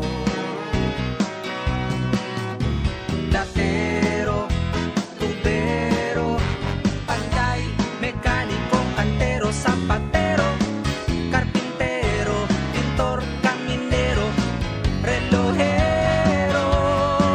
Ang Pioneer bilib sa inyo. Ano mang trabaho, diskarte nyo'y pulido. Hanga at saludo ang lahat sa inyo. Sa kinis ng gawa at galing, abilidad na todo. Alam naming you do it right. Saludo ang Pioneer sa inyo. Ikaw at ako, tuloy-tuloy asenso. Sa kinis ng gawa at galing, abilidad na todo. Alam naming you do it right. Do it right. Tuloy nyo lang. Do it right. Isang pagpugay mula sa Pioneer Adhesives ang gumagawa ng Pioneer Epoxy. Dahan ang pag-practice ang good manners and right conduct ang makabulig sa paghimo sang positive, respectful environment para sa pagtuon. Nagapakita ini sang pagtahod hindi lang sa mga manunudlo kundi mangin sa imo mga classmate kag sa school community. Mag-abot sa eskwelahan on time. Ang pag-abot sang late sa klase kag sa aktibidad ang nagapakita sang kakulang sang respeto sa oras sang iban. Magpamati sa imo maestra o kun maestro samtang nagadiscuss ang lesson kag sundon sang maayo kun may yara sang instructions. Tawgon nga ma'am o kun sir ang imo teacher o kun staff. Kun may pamangkot, ibayaw ang kamot, agud mahatagan ikaw sang kahigayunan nga makasabat. Maggamit sang please, thank you kag excuse me kung nagaistorya sa imo classmate o kung sino man ang imo ginaatubang. Likawan ang pagpanunlog, pagbuli o kung pagpanginsulto. Mangin maayo kag may respeto sa isig kapareho. Mangin matinlo sa classroom kag school grounds. Ibutang sa basurahan ang basura kag indi pag-ihaboy sa bisan diin lang, ilabi na sa sulod sang classroom. Respetohon ang propiedad sang eskwelahan. Ang Oras Philippine Standard Time, 13 minutos na nabilin antes ang alas 2. Check nato ng report ni Bombo Siren Nasis. Ang ining fiber boat nga nagalugdang kahapon pa ini dira sa may area sang Parola Wharf until now kuno way mga salvage or way pa sini mapasaka. Anong plano diri sang Philippine Coast Guard? Check ta sa detalye sang report. Bombo Siren, go ahead. Masubra na 24 oras nga wala pa masalvage o kung napasaka ang isa ka fiber boat nga naglugdang sa baybayon malapit sa Parola Wharf kagapon sang aga.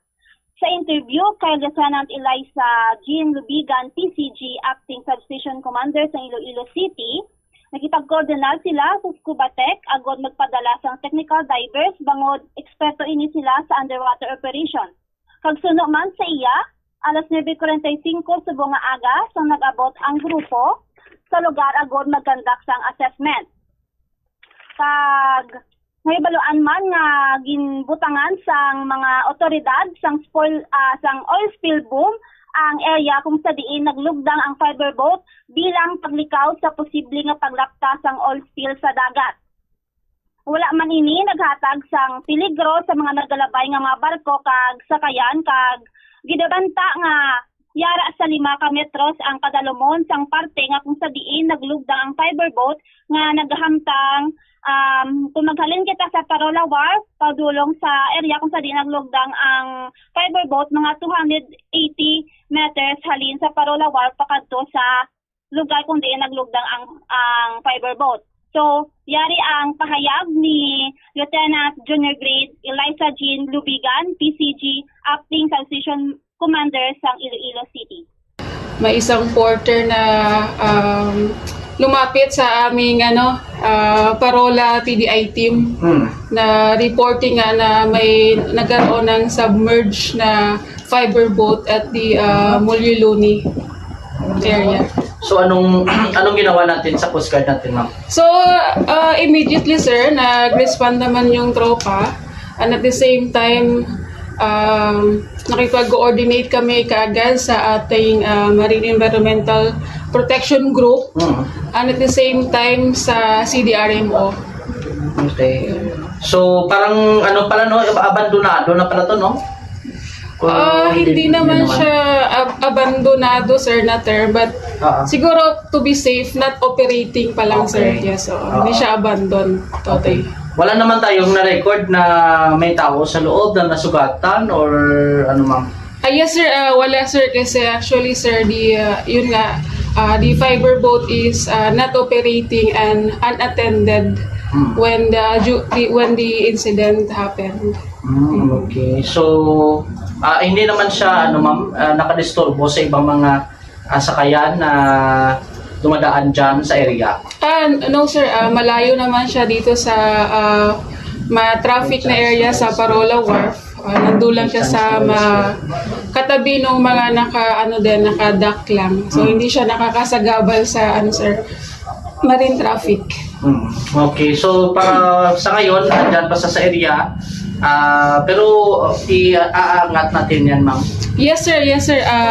Ongoing yung efforts natin sir together with our special operations group and with the help of the ICAG and USAR para ma-lift natin yung fiber boat sir na submerge. So as of this moment sir, ongoing na yung initial dive ng ating SOG to assess kung ano yung status ng fiber boat sa ilalim ng tubig.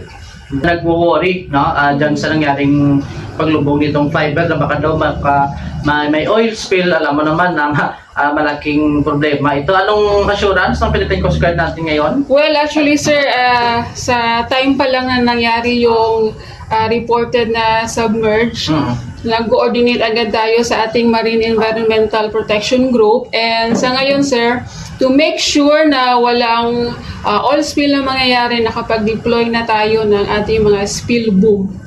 And as per the initial investigation naman sir is wala naman siya masyadong stock na any oil sa loob. Yes, so. Okay. Sa owner nito, naka-connect na kayo, nakapag-usap o nakausap na kayo sa owner? Yes sir. Actually sir, nung nandun kami kanina, nandun din yung owner at yung mga crew to give us the details regarding doon sa fiber boat. So nung ma-advise mo sa Philippine Coast Guard, what if na may mga senaryo na ganyan, na may mga sakayan na hindi na magagamit na dyan sa area, saan yung mas prefer na mas maganda siguro na hataki na lang pataas kung paratis kung safe na lang, ma'am? Well, yes sir, absolutely. Kung may mga not operating, So depende naman yan sir sa assessment din ng marina na kung lumang-luma na talaga, it's better na tanggalin na lang talaga doon sa water. Para ma-prevent din natin yung mga ganong pangyayari na mga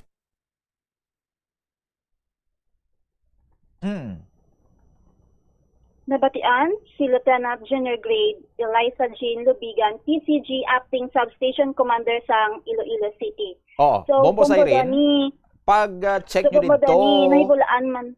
pag-check Yes, nyo dito, nakita nyo kung daw may mga signs nga basi may oil spill or may tagas halin dito sa engine or sa makina sang fiber boat nga nagalugdang bombo siren. Yes, Bombodani, medyo nahibulaan man Bombodani, medyo ang signal. Sige. Nahibulaan man Bombodani nga may isa ka porter nga nag-report dito sa station sa aton nga Philippine Coast Guard nga may naglugdang isa ka fiber boat kag ang rason sini is bangod mataas ang tubig o kon high tides sang natabo ang amo nga paglugdang sang fiber boat. So no man kay Lieutenant Junior Grade Eliza Jean Lubigan, posibleng nga rason ko nga naglugdang ang amo to nga fiber boat is structural heat damage o kon human error. So nagahatag sang panawagan si Lieutenant Junior Grade Eliza Jean Lubigan sa mga operator nga dapat gid i-check ang kondisyon sang fiber boat para malikawan nga amon ini nga insidente. Kag sa subong padayon pang investigasyon sa mga otoridad bangod wala pa matumod ang matutuod nga kabangdanan sa paglugdang sang nasambit nga sakayan dagat. Sige. Ini si Bombo Siren Alamilio Naces, and this is Bombo Radio Philippines, the #1 and most trusted source of news and information. Basta Radio, Bombo! Maraming salamat sa kay Bombo Siren Nasis. 5 minutos na nabilin antes ang last 2. Dapat ni sa Maritime Industry Authority ginapang check inadra ang mga sakayan or mga barko nga nakadak na sa aton sining nga mga baybayon kay ang iba ni unserviceable naman, way naman guro ginagamit kag way naman nagadalagan iti ginahimo yan nila sining nga scrapa ng aton sining nga mga baybayon. Magluwas nga ti eyesore no, malaway tulokon nga may ara iya sa mga unserviceable na way na naga-andar sining nga mga vessels nga ara dra sa aton sining nga mga baybayon ti pareho sini kung lumugdang iya disturbo pa sa aton sini nga mga katapo sang Philippine Coast Guard nga tagaan pa sila sang trabaho ho ti ari budlayan sila mag salvage kay botway guro sila sa mga equipment nga pang salvage sa mga nag lugdang or nagkapan sini nga mga fiber boat ti kapon pa ni hasta subong way gyapon nila sini mapasaka ti kon may mga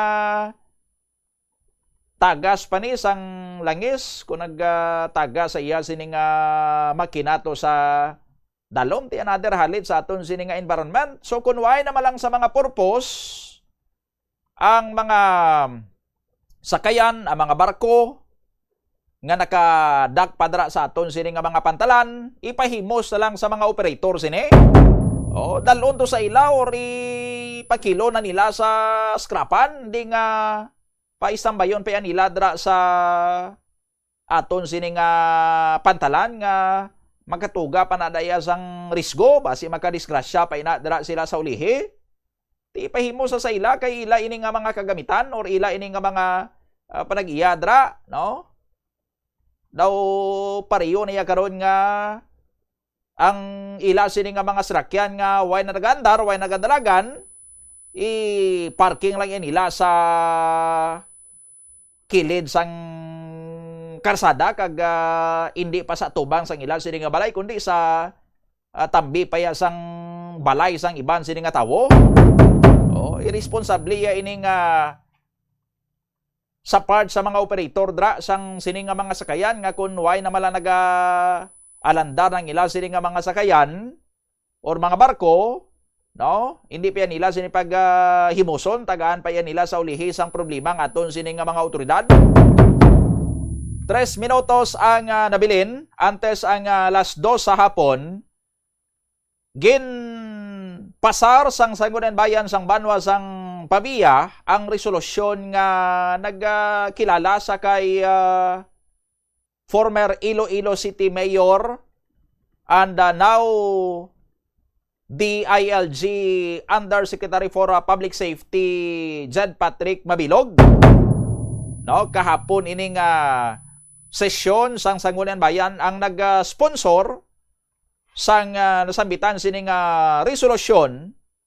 Amo si Sangguniang Bayan member Joshua Gumban, no, ti una pa kilala ang Sangguniang Bayan sang Pabia sa sining nangin achievement sang isa ka Ilonggo kag nangin former mayor sang syudad sang Iloilo. Iti ining appointment sa kay former mayor Mabilog, karon undersecretary na sa DILG, ginakabig sang SB Pavia. By the way, unanimous ang ining boto sa resolusyon nga ini. Ti ginakabig nila sining nga makahatag sang pride ukon bunga, bugal, honor, no, kag inspirasyon para sa mga pumuluyo man sang banwa sang Pabia Iloilo, not only sa or sa iban pagid sining nga mga Ilonggo sa aton sining nga mga kabombo, no. Ti ambot lang kon ang Iloilo City Council mapasar man sang resolusyon nga maga-commend or magakilala, maga-congratulate sa former mayor sang syudad sang Iloilo, no? Pero ti maintindihan man naton kung hindi sila magpasar sang amo sining resolusyon. Kay ti knowing ang administrasyon nga daan subong ang Treñas administration hindi good sa kay former mayor Jed Patrick Mabilog nga associated ya karon sa mga barunda nga kontra sa politika. Hindi man isang requirement gid or hindi man isang mandatory nga kon may Ilonggo nga achiever i-comment in sigida sang Iloilo City Council, pero ti by tradition or by courtesy ti ang aton sining konseho, no, through a resolution, bisan hindi ina requirement, bisan hindi ina mandatory, way man ina ginamando sa ila sang layi, pero ti sa isa ya ka komunidad nga nagahinang panay tanan kag naga-share sa kadalagan sa mga miyembro, no, ti kortesiya na ya ina nga bisan hindi ka daya paghambalan, hindi ka pagsuguon nga ikamustaha man to, i-congratulate man to ho, or kilalahan nyo man to ho, no. Incumbent na ya para sa konseho nga mag-recognize, no, sa mga kasimanwa naton nga nakangkon sa mga kadalagan. Kagang kay former mayor Mabilog ni hindi basta-basta ni kay nga ati gina-appoint siya as undersecretary sang isa man ka poderoso sa departamento sa aton sining gobyerno, ang Department of the Interior and the Local Government. Pero ang ato niya sini karon nga konseho na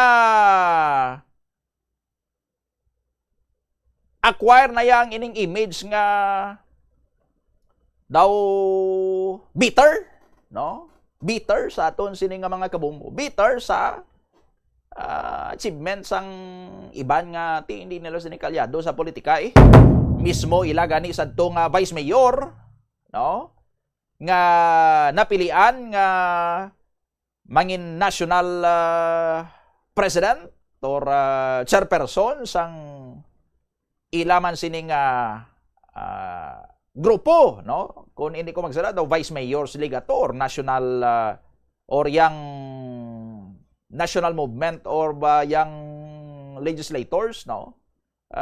Nakangkon sang national nga kuan man nga pag kilala, no? Kay tigin saligan siya sang mga counterparts na halin sa iban sining mga syudad, probinsya, banwa nga mag-lead sa ila. Tigin kilala man sadto sa mga Ilonggo si Vice Mayor Labaronda sang mga Ilonggo galing sa banwa sang Pabia. Kay ti SB Pabia man sadto ang pasar sang resolusyon, ang sponsor sadto si SB member JP Piñol. And later on, ang Iloilo Provincial Board nagpabutyag man sang ilang sining sentimiento nga nagakilala man sa sining nangin achievement ni Vice Mayor Labaronda. Pero sa City Council, way gid sang mihoy kag mihay. Ambot kay former Mayor Jed Patrick Mabilog ni.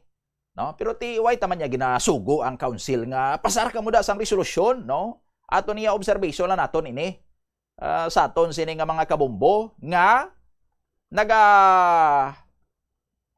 suporta, no, sa sining hambalanon niya balang ang isa kuno ka propeta a prophet, no, has no honor, no, in his own country. Amo ning hurubaton sang aton sining Ginoo sadto, no, ngati pagpuli niya sa Nazaret, daw waya kasapak sa iyang mga parinti niya to kay ti pagkakilala iya sang mga taga Nazaret sa iya kuan man na ordinaryo man na di panday man na di, no, bata man na siya ni kuan utod na siya ni kuan, no, pero ti pagabot niya sa iban sini nga mga lugar sa aton sini nga mga kabumbo gapang ayo to saya sa mga bulag gahimo saya sa mga milagro, no, ginakilala siya sa iban sini nga mga lugar ti basi kag amo man ni ang natabo diya sa mga kontrapartido diri sa administrasyon sa syudad sang Iloilo no, pag-abot diya sa syudad way sila iya sang dungog di way sila ginakilala di hindi man sang tanan, no, kundi sang pipila nga kontra yan nila sa politika. Ano pa bing i-expectar nato, no, engineer? 5 minutos sa nagaligad sa atak na nga alas 2 sa hapon. Iban sinikaron nga mga balita bantayan sa iban pagid nga mga news and public affairs programs karon sa Bombo Radio Iloilo. Sanbay na magasunod ang kahapon namang program kaupod sa kay Tita Regine. Ini si Bombo Donny Digalan. This is Bombo Radio Philippines, the number one and the most trusted source of news and information. Basta Radio, Bombo! Plazuela de Iloilo, Billboard of Activities for May 17 to 23, 2026. Delighting you with their great and wide selection of old songs has always been their pleasure. Kag sila magabalik sa ining Mayo 23, Sabado, sa concert at the Plaza presents the Technocrats Band, kicking off alas 6 ng gabi. Sa tion sa musical show, napulo ka mga matahom nga Plazuela de Iloilo mags kag madamo pang iban ang igaparafol sa mga suki sang Plazuela de Iloilo.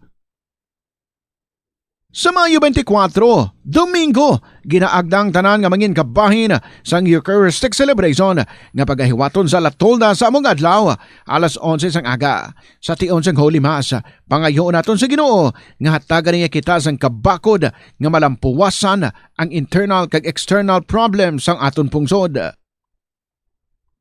Plazuela de Iloilo, we remain to be one with you in the common hope for a better community and a progressive country in 2026. Kung ginbilin ang computer nga nagaandar bisan wala ginagamit, nagakonsumo gihapon ini sang kuryente. Mas makinot kung ibutang sa sleep mode kung wala ginagamit sang 5 to 10 minutes. O kung i-shutdown ini kung mag-break ikaw sa mas sobra sa 15 minutes. Ang monitor pwede man nga patyon pagkatapos sang 3 to 5 minutes nga wala ginagamit. Sa sini nga paagi, makakinot ang opisina sang dako nga kuryente kada bulan. The Farmers Bazaar, your traditional public market with the touch of Plazuela Dos, ang isa ka lugar nga gintukod sa tion kag sa kasagsagan sa COVID-19 pandemic nga may tinutuyo nga maghatag sa imo sang safe marketing experience. Subong nga ang COVID-19 hindi na gid man dako nga pamahog kag nagapakadto na kita sa next normal. Rest assured nga ang Farmers Bazaar will further evolve agud nga magpadayon sa paghatag sa inyo sing satisfying marketing experience. The Farmers Bazaar sa lower level, tara na pahamtang ang fish, poultry kag meat section para naman sa inyo mga kinahanglanon nga prutas Utang kagiban pa, magbisita sa upper level, pinaagi sa paggamit sa hagdanan o kon sa pagkadto direkta sa parking lot. The Farmers Bazaar, your traditional public market with a touch of Plazuela Dos. Mag-observe ang maayong nga load and cargo management sa salakyan. Ang kada 100 kilograms nga unnecessary load, nagapataas ang fuel consumption tubtob 0.5% para sa mga salakyan. Samtang ang pagbuhi naman sang wala ginagamit nga roof racks o cargo boxes ang makakinot sang 2 to 5% bangod sa reduced aerodynamic drag. Dugang pa, ang masami overloaded nga salakyan, madasig nagakaupod ang goma nga nagadugang pa sa mga galastusan. Nagasala ka bala sa imo nga tulunan kag daw hindi ka makahibalo kung ano ang imo nga unahon? Kung magtuon ikaw, siguraduhang anay nga nakakaon ikaw sang maayo, agud nga maka-function ang imo nga utok. Kung gusto mo ang snacks, siguraduhan man nga na-preparar na ini antes pa man ang imo study time. Bangod basi, mawili ikaw sa pagkuti sang imo nga pagkaon kag ma-distract ikaw sa imo nga tulunan. Siguraduhan man nga tapos na ang imo nga olobrahon sa sulod sang balay para nga makalikaw sa interruption kag para sigurado naman nga maka-relax ikaw kung matapos mo na ang pag-review. Yari ang mga importante kag praktikal nga mga pamaagi agon makakinot sang tubig. Sa kusina, magamit sang yahong ukon labador sa paghugas sang mga ulutanon ukon prutas. Magdesignar sang baso ukon water bottle agud gamiton sa bilog nga adlaw agud indi magsigi panghugas sini kada matapos ang pag-inom. Kung aksidente nga may nahulog nga ice o kunyelo, hindi ini pag-ihaboy. Sa baylo, ibutang ini sa mga masitera sang tanom. Kung may bilin man nga yelo o kung tubig sa baso nga ginimnan, tipunon anay ini sa balde, agud ibunyag sa mga tanom antes hugasan. Kabombo, yari ang pwede mo himuon agud makakinot kita sa paggamit sang enerhiya. Kabombo nga motorista, paano ka bala mag-apply sang preno o kon brake kung nagamaneho? Likawan ang golpeada nga pag-accelerate kag pagpreno. Ang golpeada nga pag-accelerate kag pagpreno, ang sara nga makakonsumo sang gatong tubtob 3,700 pesos kada bulan. Samtang, makakinot ka naman sang tubtob 200 litros sang gatong kada bulan sa imo salakyan kung matawhay ang dalagan sang trapiko. Gani kung ikaw magmaneho, smooth and easy lang kabombo.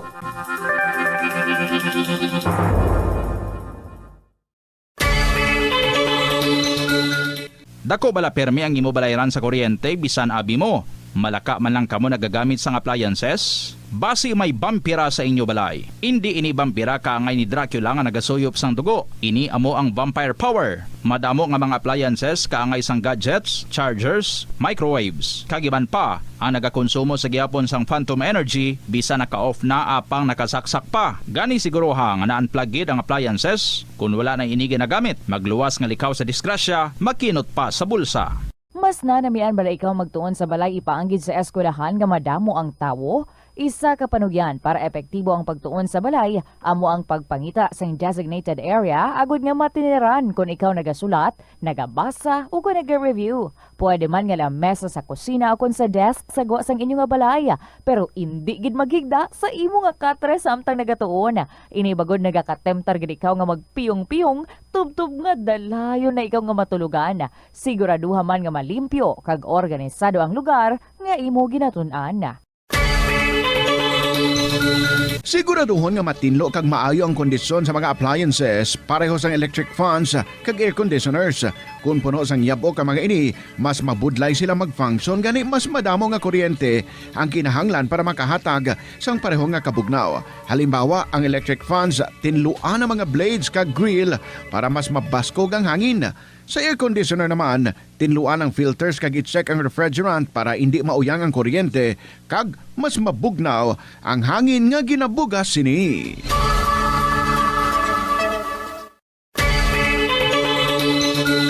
I-off ang suga sa wala ginagamit nga lugar.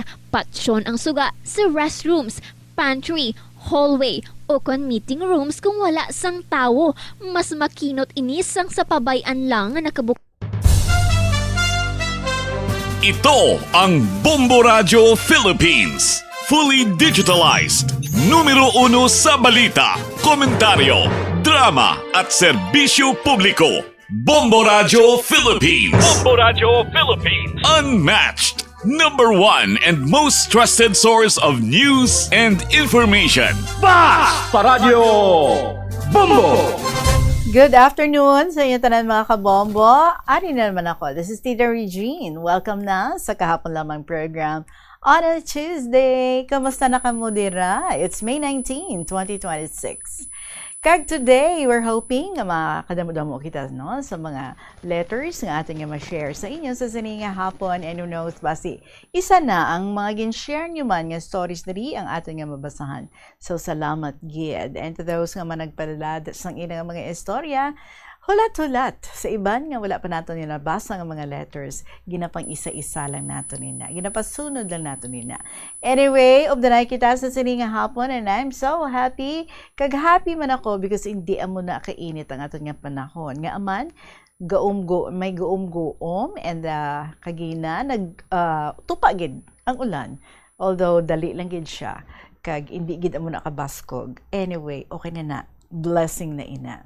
So sa sininga hapon, obdanay kita, obdinin niyo ako. This is Tita Regine, and to those nga may mga kasaysayan man para sa Kahapon Lamang program, pwede gid nga maka-email ka mo sa bombo_iloilo@bomboradio.info or pwede dulong nyo di sa estasyon sa Bombo, dire kita sa May Mapa Street, Iloilo City, or kung ginsulat ninyo ina, pwede man, no? Kung wala ka mo nga suguon, or wala ka mo lihugon, or wala ka mo business or errand dire sa syudad.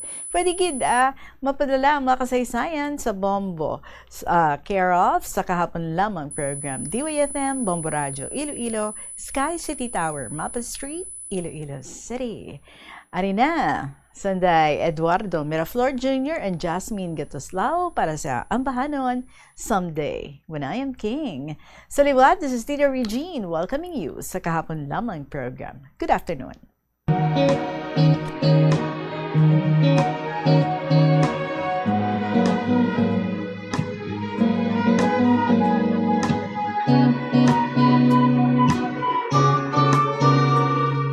Claim it as my birthright, but my cap will be my crown.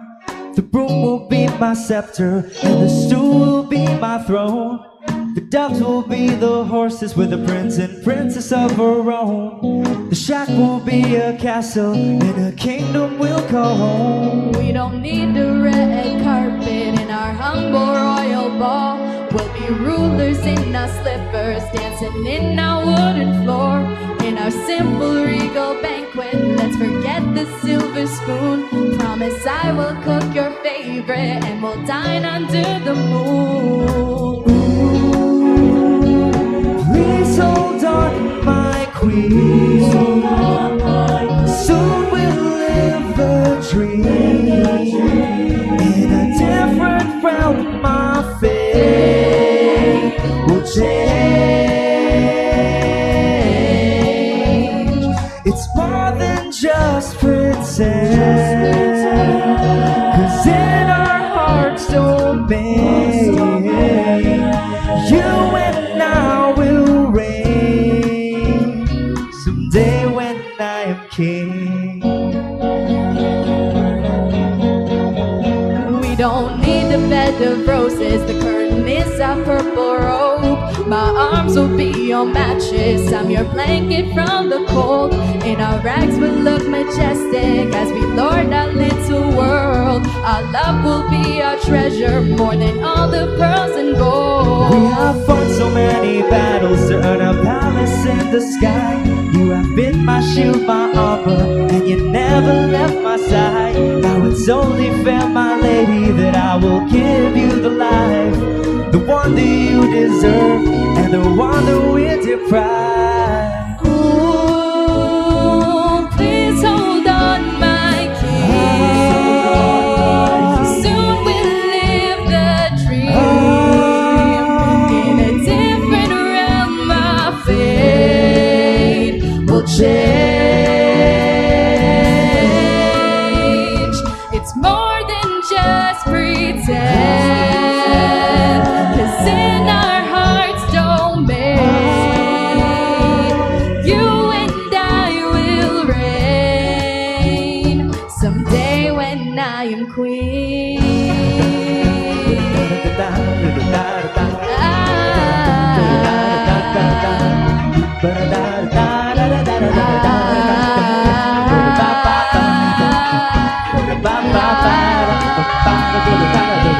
Please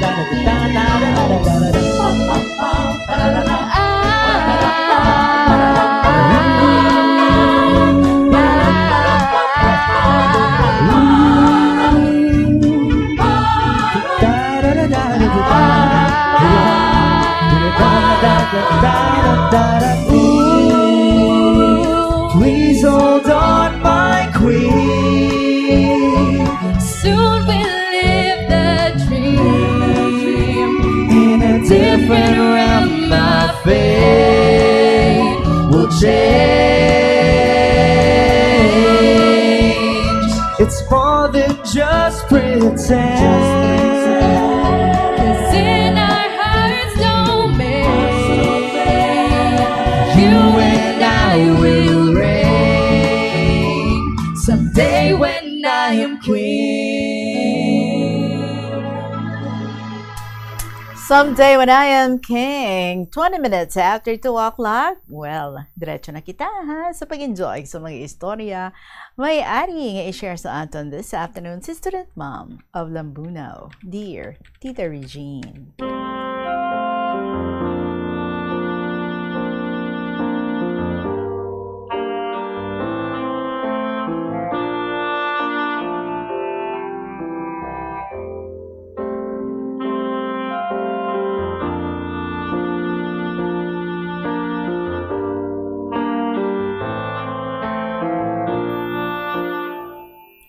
Mayong hapon, kag Happy Mother's Day sa imo, Tita Regine. Of course, salamat. Belated na, no? Kag sa tanan nga nanay nga nagapamati subong sa KLP. Kapila ko naman ang saysay, ang kabuhi sang akon nga nanay, si Philomena o Nena for short, sa KLP. Gani, nagsulat naman ako subong sa isa ka binalaybay.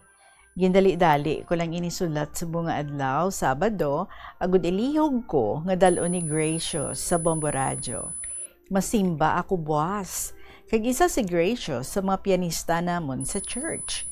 Kabuot, kagapisan nga bata. Tama katutom sa obligasyon niya sa church in spite nga graduating na siya sa nursing.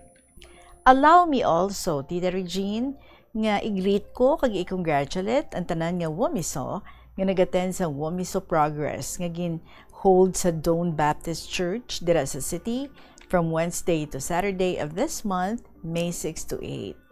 Nag-attend ako dito. May anom lang or May 6 lang. May 6 lang. Kaya naka-join pa sa mga naghatag sang testimonies. Sobra 300 members na nag-attend coming from Iloilo, Negros, Guimaras, Aklan, Capiz, kag Antique. Ang theme of the celebration is Empowered by God's Grace, Victorious by Faith. Main speaker were Reverend Danny Bam S. Escobar kay Reverend Vicente E. Garganchal Jr. And both of them are from Iloilo City. Tita, ari ang akong nga binalaybay. Binalaybay nga halad ko kay nanay.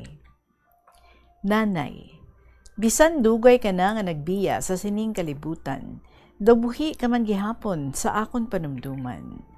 Ang mga gintudlo mo sa akon nga ako napuslan, agod mangin madinalagon sa mga paghangkat nga nasugata nakon.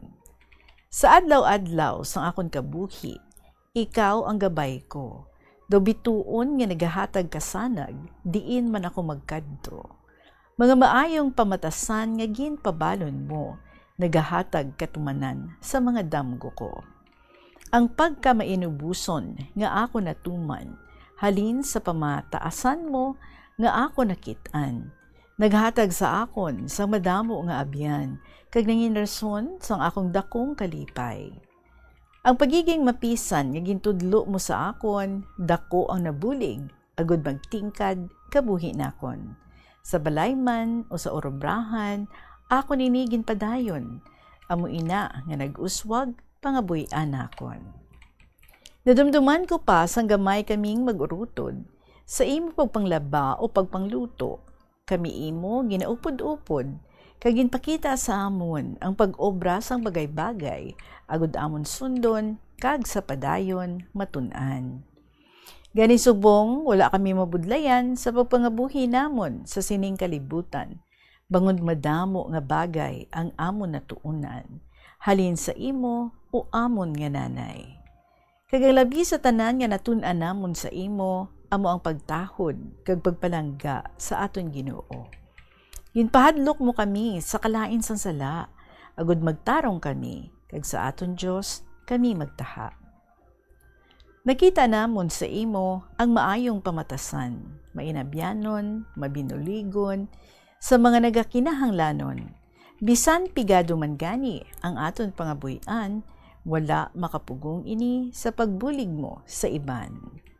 Sa gamay natong balay, damo ang nagakadto, agud makig-abyan, o bulig mangayo, wala mo silagin paslaw, sa ila mga tuyo. Bukas imo mga palad, kinahanglanon nanda, ginhatag mo. Nanay, di namon kailanman malipatan, pagpalangga mo sa amon, bisan kami makasalaman. Mabatian namon halin sa imo, nga maayong laygay, agud sala namon, di na maliwat kay amon likawan. Pagkaon nga imo inugtimo na lang, ginahatag mo pa sa amon, agud mabusog kami. Nagaantos ka nga magutom, wala mo ginabakal, personal mo nga kinahanglanon, mahatag mo lang, tanan nga luyag namon. Kung may isa ka tawo sa sining kalibutan, nga dapat namon pasidunggan, kag di paglipatan, ina, wala na sang iban, kundi ikaw, nanay. Anghel ka nga nagtatap, kag nagpalangga sa amon, nga imo kabataan. Gani salamat sa imo kaayo, madamong salamat sa mga gintudlo mo. Salamat sa kabuhi nga sa amon ginhalad mo.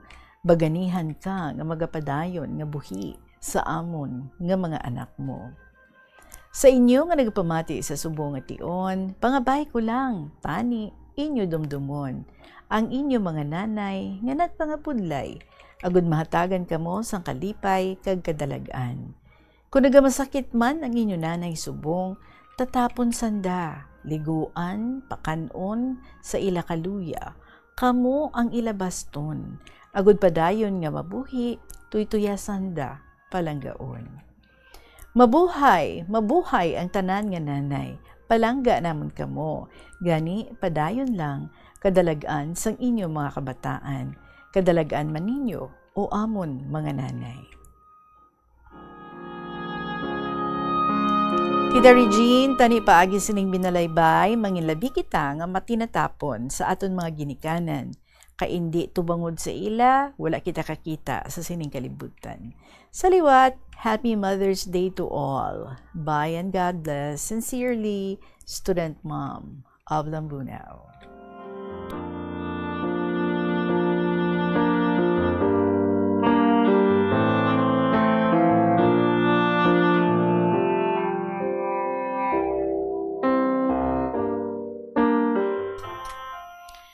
Happy Mother's Day man sa imong student mom, and we know you're one mother nga madamo man nga mga legacies nga imo ginabilin sa imo nga mga anak. You are a very well-loved mother. You are their source of love, hindi bala? And their source of happiness too. Kaya kanami because sa imong edad subong, senior na, pero wala gid nagakataka ang mga kabataan to be with you, to make you happy, and to give everything nga imo kinahanglanon. That means you're one lucky mother. So, Happy Mother's Day sa liwat, kag sa mga anak mo man, nga mga iloy naman. And of course, sa tanan, Happy Mother's Day. Belated na. So, siguro ang hambalon to ko na lang, no, Happy Mother's Month sa inyo tanan. Salamat gid, Student Mom. 2:27 ang aton nga oras. Magapanabalik ang KLP pagkatapos ng pila. Kamang importante ang mga pahibalaw. Yari ang isa ka praktikal nga paagi agud makakinot sang tubig. Kung sa imo pagpaligo, sa masami nagapanghabon anay ikaw sa bilog nga lawas kag bunlawan ini kag magbutang naman sang shampoo sa buhok antes ini bunlawan. Mas maayo nga tingbon mo na lang ang pagpanghabon kag pagbutang sang shampoo sa ulo. Iniagod nga tingob man ang imo pagpamunlaw kag siyempre madamo ikaw sang tubig nga makinot nga pwede mo gamiton sa iban nga butang. Ini nga pahanumdom ginadulong sa inyo sang Flow Water Resources Incorporated, watering the seeds of progress.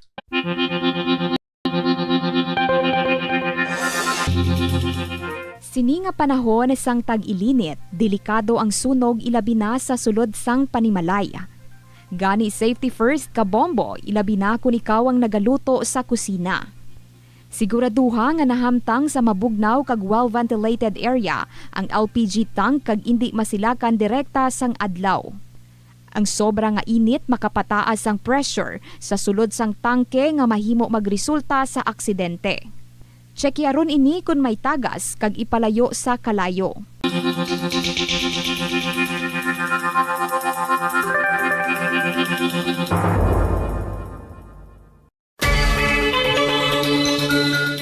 Magamit sang electronic power strips o kon extension sang linya sang kuryente, agod ma-expand ang mga outlet sa imo balay o opisina. Ang electronic power strips nga ginatawag man surge protectors, sarang pa makaproteher sa mga sensitibo nga electronic devices sa mga 2:29, Tagalambunaw pa rin.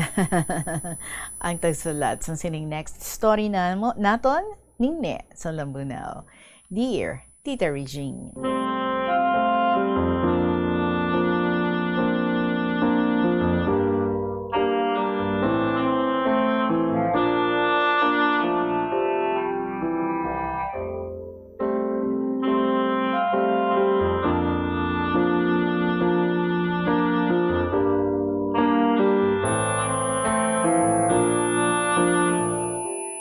Tapos na Christmas, New Year, birthday ko, Hearts Day, and kasal ka bata ko, nga bugto ko nagpahanggod, kag nagpa-eskwela. Ang pamangko tita, happy man bala ako? Hi tita, ang pamangkot ko, ako malang kasabat. Ay, mayong hapon gali sa tanan, to all staff and members of this station, especially sa imo mga children, umagad mga apos, balay, mga in-laws, sa mga classmates ko, Lola Amparing, Lolo Dencio, Lolo Abraham, Nanay Flores ng Santa Barbara, student mom of Lambunaw, sa mga survivors, maayong adlaw gid, ay ilam, dulang, kay hindi ako kakita kamayad, kag madulom, kay malain tiyempo. Nawili naman ako cellphone. Do isa kasi mana, nga waay ako sinulatan, kag labot pa, nagsunod-sunod nga malain matiyag ko. May hilanat, may LBM, may mga rashes, nga puwerte kakatol. Kag tiil ko nga may eczema siguro. Asko kaugalingon ko. Kung ano bala ini nga gakatabo sa akon. May mga sala ako bala? Oo, hindi gid man hindi gid man kita tanan, perfecto. Nga waay sala. Tanan kita guro may sala. But I'm asking forgiveness sang akon mga sala. Bisan kun kisa sa mind, heart, nga gabatsyag kalain kabuot mo sa parehos mo. Sala mo naman day Kung kisa mayad man daad nga may makabisita di sa akon, pero kung kisa, syempre, makasabat ka man kung ano istorya na, pero daw hindi man malain o chismis kay husto man. So pagkatapos, gapangamuyo lang ako, nga kabay, patawaron lang ako ka mga sala ko. Ilabinagid sa akon na mga nasabat kay Tito Udman, nga nagapanganugid nga si Talpurlano, nagkuha sang amuni, ni amuto, ti sabat ko lang, ti, way na nga ayo, doon di man ako dalok. Sige lang, way naman dait bulon kung way na. Pero sa pagkamatuod, galain man buot ko way nagid pagtahahaw. Sige lang Let's go to another topic para kakadlaw ta. Kahapon, ang ginbasa mga sulat ni Lolo Dencio ato natabo sa iya balas ang galagaw-lagaw sa tiyenda kaharo nga abi na utot lang gali kay may laman. Baw. Kakadlaw ako isahanon kay ginapapungko ka driver. Hindi magpungko ay maan. Paysa pagkamatuod, amumanday atulad ginalikawan ko magnagay-lagaw. Bisan nagay ako kakabataan hagad, nga malagaw, o ilibinagid, sang pagkasal ka bata, ang kuha nga magurang ko, why, gid ako mag-attend, bisan ano nanda ako kaulo-ulo, nga basi maglain buot ka manghud nanda, pay sabat ko, Ang luya ko, huya mananda. Ti, mayad man naintindihan mananda. February 25, okay na ba tayo? Opening sa imong program. Nanay Del of Zaraga, Mr. Survivors ng Southern Iloilo, multiple stroke survivor. Sure, Mr. Survivor, na-inspire, kag nalipay gid ako, kay maayo man ang imong sulat. Gani, anhon mo, kay amutaton ka dya. Hindi man sa padayaw, ha? Pahambog, Mr. Survivor. Mas happy, gurutakan sa imo. Kay ti, way ka nahando mga sawa, kay tungod sa kahimtangan mo. Siguro mas happy, guro ako sa imo, kay duro akong mga bata, 800. Hindi sa hinambog, payahay mga classmates ko. Waay ako ni isa nga bata ko nga imaw ko sa balay. Tulad nga hindi ako kapaligo, kung hindi pagliguon kay hinablos ko, may ingod lang ko nga kumod para sa mga personal necessities ko. Human, tuod gid man, Tita Regine, nga nagay ako kapasakit ka heart ko kay tituod man. Sa mo pagani tulad, ginawurihan ko ang mga advices ka doktor nga ilisan ng implant nga stainless sa paa ko kay para makakadto ako sa Singapore kay may bata ako didto sabat ko. Bisan hindi ako kaagto sa Singapore basta hindi na ako daad magpa-opera liwat. God will work for my decision. God knows what He will do. So teach us what to do. For a better life and situation, and most of all, God will provide. But, fellow letter senders, listeners, fans of this program, I'm asking your gift of life. Please pray for my healing. And kaysang una, tita, hindi ako mahilig maglagaw, magpakig-impon sa fiestahan, sang urihing ang mga dragkol na mga bata, ginahagad ako ni Totong ang mamista sa lugar ni Nanay Ugangan, kay kuno ginahambal nanda ako nga bugalon, kay waay kuno ako gapamugno. Ano abi, kay hindi ako kakilala? Ti, gina-adjust ko man kauglingon ko. Kag mayad man tita, kaagto kami ni Toto sa Mindanao, 2 ka beses. Kag ako nakapamanila man, kay nag-attend ako ka seminar ka mga parents, ka mga seaman, nga first-timers sa pagsakay sadto. Kaya mo na abi, ahay, nakapa-beach man kami, sang buhi paanda nga tatay, papa. Pero sang pagkabus niya, duro pagidamo na agtunan, para lang madura sa kaisipan ko, ang mga hitabo sang akong beloved. We offer prayers always for him and to all souls. Ti, sa sunod naman sige lang, bisan amo lang tayo sini nga pagkahimtang. God bless us all. I love you all. Ningni sa Lambunaw.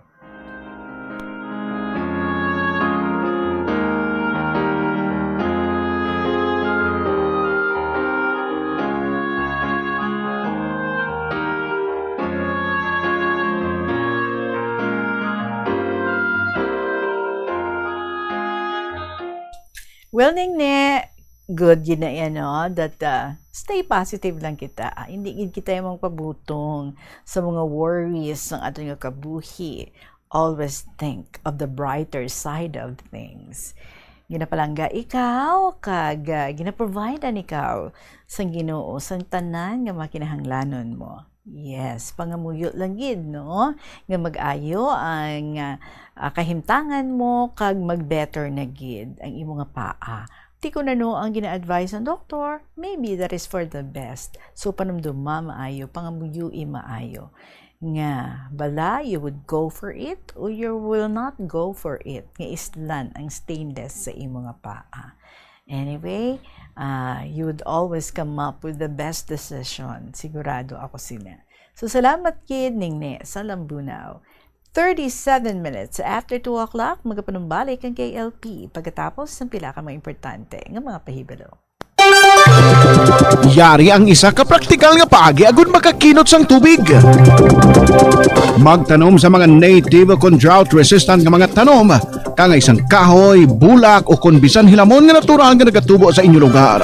Ang mga tanom nga ini ay naka-adapt na sa lokal nga klima ulan kag duta, gani hindi na kinahanglan sang tuman kadamo nga tubig. Agud bunyagan sila. Ang mga native nga tanom ang mas praktikal kung ipaanggit sa imported o kung high maintenance species. Makakinot ka na sa tubig pang bunyag, mas mapataho mo pa ang palibot. Ini nga pahanumdom ginadulong sa inyo sang Flow Water Resources Incorporated, watering the seeds of progress. Tanan kita mayara sang mabulig agud pakibatuan ang climate change. Magamit sang bag nga pwede magamit sang liwat-liwat agud mabuhinan ang plastic bag nga ginahaboy. Bangon dinhi nagatugas ang greenhouse gases. Ikaduha, hindi masumi magamit sang computer. Kung 4 ka oras lamang sa isa ka adlaw ang imo nga paggamit sang computer, makabuhing ka na sang carbon dioxide emission nga 83%. Ikatatlo, kung malapit man lang imo nga kaladuan, mas maayo nga maglakat o kung magsakay na lang sa bike. Magluwas sa makakinot ka na, mabuhinan pang polusyon nga nagatugas ang climate change. Yari ang isa ka praktikal nga pamaagi agud makakinot sa paggamit sang tubig. Pag-usar liwat sang tubig.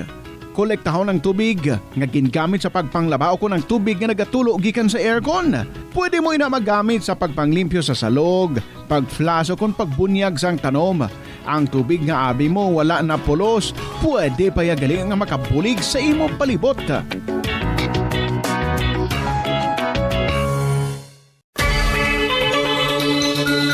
Limitahan ang pag-charge sang devices. Hindi pagpabayaan nga naka-plug ang phone, laptop o kon tablet.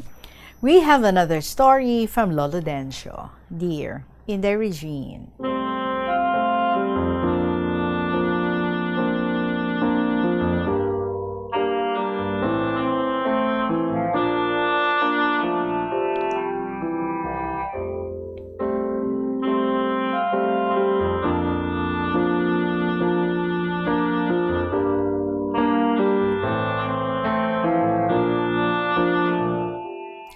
Maayong hapon sa imo kasi tanan nga matutom nga tagpalamati sa imong programa kahapon lamang.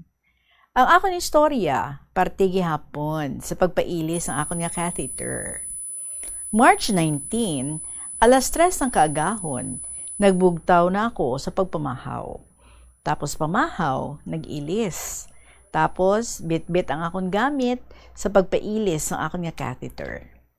Maayo kay hindi na matugnaw.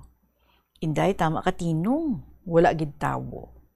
Paglambot ko sa plaza, sa pagbantay sang taxi, inday, way gid sa lakyan, bisan tricycle, wala. Naglakat-lakat ako, may nakita ako taxi, ga parking. Ginlingling ko ang driver, nagakatulog. Nanuktok ako, wala gid magbugtaw. Gintodo ko, so amo to, nakabugtaw siya. Ginbuksan ako kag mamangkot, kundiin ako makadto. Sabat ko sa Western. Tiinday tama sa iya kalaw, ay, kagang tingog do sa idalom sang duta. Gintulok ko siya, kalaw, ay, dumaligno. Kinulbaan ako. Grabe man ang description ni Lolo Dencio. Sa pensar ko, ano ini? Bagat? To hindi tani ako magsakay. Naghambal siya, sulod na. So samtang gabiyahe kami, masako ang pasiplat ko. Manaog tani ako, naghambal ako, manaog ako. Mabakal ako sa face mask. Hambal niya, sa Western lang, damo dira gabaligya. Wala ako manaog, siging akong pasiplat. Paglambot sa Mega World, daw masanag. Tigulang nagali siya. Suging pamangkot ko siya, pila ng edad mo? Sabat niya, 72. Sabat ko, may edad ka na, sige pa ang drive mo. Tani pa way ka na, gapulaw ka pa. Pati tingog, no may diferensya. Sabat niya, nalaos ako, siguro sa tugnaw. Pagabot sa Western, ang balayran ko, 90 pesos. Gintagaan ko siya, 120 pesos. Hambal niya, sobra man eh. Sabat ko, sige lang, mahal subong ang gasolina. Nagpasalamat siya. Pagsulod ko sa waiting area, abi ko, anay, ako ang mauna. Kay 3:30 pa lang. Bago ginutok na. Maayo, may maluluyon, ginhatag sa akon ang iyang palungkuan. Naka number 4 ako. May tupad ako. Ginpamangkot ko kung ano oras kag nag-abot diri. Sabat sa akon, alas 4 sang hapon. Diri kami nagtulog. Upod ko ang asawa ko. Gintudlo niya sa akon. Inday, tama nakatigulang, tapos piang pa. Namangkot ako, anong ipa-examine mo sa asawa mo? Sabat sa akon, hindi siya. Ako ang mapa-examine kay may prostate ako. Suno sa doktor, cancer na kuno ini. Amo, diri ako nagkadto, kay damo kuno doktor, diri nga maayo, kag libre pa. Alas 5, ginpapila kami. Tiaw mo, Inday. 2 ka oras ang tindog mo. Alas 7, ginhatag ang amon nga referral para kasaka sa OPD. Tapos ginkilo kami. Inday, do halos ako kasaka sa kiluhan. Tama kalingin sang ulo ko. Tapos gintanaw ang ako nga BP, tama kataas. 160/100. Naghambal ang nurse, tay, tama kataas ang BP mo. Nakatumar ka sa imong maintenance? Sabat ko, oo. Sali nga tipong ko to anay, pahuway ka lang. Nagwa ako sa pagbakal sang katapres. Sa butika pa lang, ginbutang ko na sa idalom sa akong dila, kag magbalik pong ko. Samtang gapahuway ako, nakita ko yung sa katawo, medyo may edad na, gatindog siya, gulpi lang naguyoy, natumba, gaililihi. Tama sa iya kalapsi. Ginpaypay ko ang security guard, kay itudlo, nagdinalagan pati ang mga staff. Ambot, kung buhi pa ato. Gindala sa emergency room. Inday, wala gid sa nag-alalay sa iya. Way manupod. Inday, daw ginapananaw ko kung matabo sa akon, wala man may mag-aalalay sa akon. Alas 10, gintanaw liwat ang akon nga BP. 140/90. Siling sa nurse tay, mataas-taas pa, pahuway anay, damua inom tubig. Nagkaon ako sang balon ko nga tinapay, kag nag-inom sa madamo nga tubig. Samtang gahulat, ay, may isa naman ka babae, nalipong. Maayo kay damo ang iaupod. Dugay-dugay, may nagsininggit naman. Ang babae nga nagapila, nagbalata. Inday amo ato nga adlaw, ang pinakadamo nga nagabulusong. Ginisip ko, makinsi kabilog. Abaw gaginutok ang kalibutan kay kadamo sa nagabusong. Sabat sa babae sa tupad ko, balan mo tay, kada adlaw may nagabata. Sabat ko, kada adlaw may nagahimo bata. Bisan sa puno sang saging, gahimo bata. Hasta sa bangko sa plaza, may nagahimo bata. Paano? Nag-uso ang cellphone. Tawganay lang, himo bata. Mayara, gani ako nabatian. Gintawgan ang nobyo. Pangga, ari ako gahulat sa likod sang kampanaryo. Pagwa, wala na bala ako. Nag-underwear para mahapos na lang. Maluluden siya mga anonyaman. Nagkadlaw ang babae sa tupad ko nga nalipong. Nagambal siya. Siguro nagnubo ng akong BP. Kinakakadlaw ako. Ipamangkot ko siya. Pila BP mo how? Sabat niya, 150/90. Sabat ko, do normal man ina. Siguro sa kakapoy. Tiaw mo, patindugon ka alas 6, alas 7 ka papungkuon. So gintanaw liwat ang BP ko. Salamat, nagnubo na. 130/70. Amo to, nailisan ang catheter ko. Imbis mapauli ako alas 10, alas 2 ako kapauli. Kaya ginasikaso ko pa ang akon nga ultrasound. Nagpanyaga ako anay. Wala ko naging kuha ang akong gamit para sa catheter. Alas 3 na ako nakapauli. Salamat sa aton Diyos, ginhatagan pa ako kusog. Inday Regine, halos masurrender na ako. Kung kaysa gapamensar ako, nga saan o pa ako kuhaon, nga duga pasan ako sang krus. Inday kung sa balay ako, wala ako gapakita, nga may ginabatsyag ako.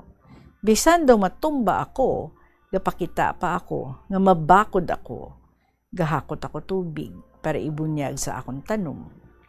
Isa ka bes, nakita ko, may gaulhot nga puno sang ube. Inday ginkali ko, kadako gali katama. Bisan galingin ang ulo ko, ginkuha ko gid. Do binalhas ako, nag-ayo ang pamatsyag ko.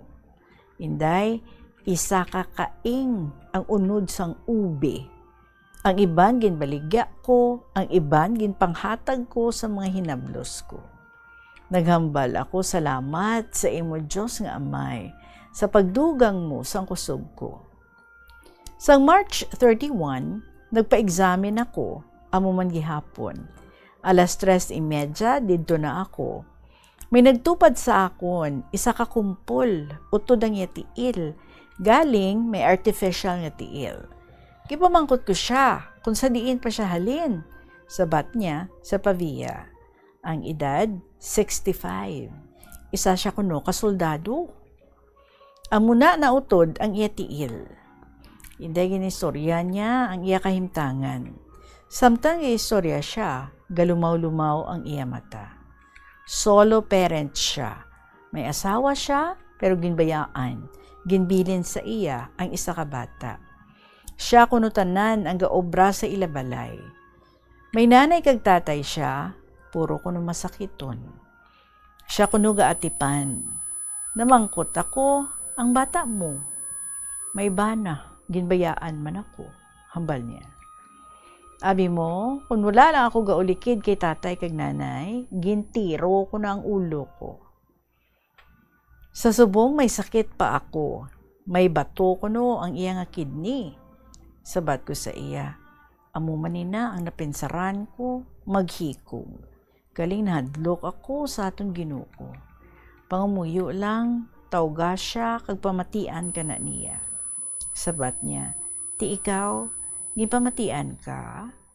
Oo, siling ko, kita mo, giedad na ako 79, mabakod pa ako nga magpila diri. Hambalon mo siya, Lord, tagai pa ako kusog. Buligi man ako. Hindi mo lang mabatsagan, gaabot ang imo bulig. Basi makibot ka, magbalik ang bata mo. Nauntat ang amon nga istorya, kay gintawag na ang akon nga number. So, Inday, hasta na lang diri. Salamat sa pagbasa mo. God bless you. Ang tagpadala, Lolo Dencio.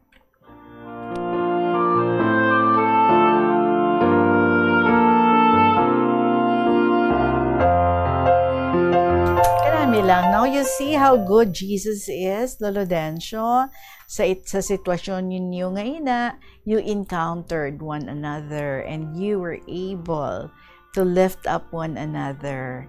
Ikaw, sa tao nga to, nga daw masobra pagidgali, no, ang iya nga ginabatsyag nga mga worries sa iya nga kabuhi. Kag to the point, kung nagambal siya, kung wala lang siya nagabalikid sa iya nga nanay kag tatay, dugay, yan nga gintiro, ang iya nga kaugalingon. And he even questioned you sa nagambal ka, nga, pangamuyo ka sa Diyos, kipamatian niya ikaw. Ano sabat niya? Ti ikaw, gipamatian ka. Ka very good gid sa imo nga sabat, nga siling mo, oo, kay ti ginhatagan kaniya, sang kabakod, strength, to continue doing what you are doing now, apisar nga ti 79 na ang imo nga edad.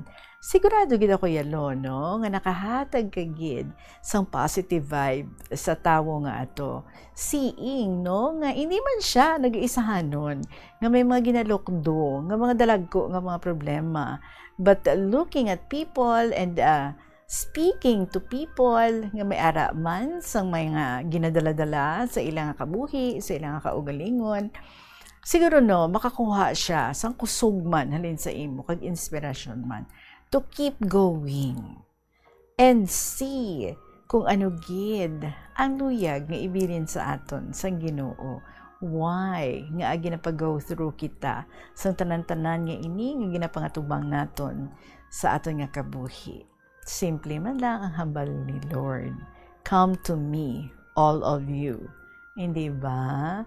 Who are burdened. Di bala? So kanami gid sa mga promesas ang Ginoo. And kanami man no, nga nakahatag ikaw inspiration sa tawo nga ato. Nga magpadayon lang and continue believing in God. Nga mabuligan gid siya that everything will be okay. So kanami man no, sa mga experiences mo you thought nga do ka dreadful, magadto ka naman to, nagaisahanon ka lang. Patuay ka kabalo, no? Nga may luya gali, nga pahimo sa imo ang aton nga Diyos. To inspire someone, to lift up someone. Kag gakatabo gid ina.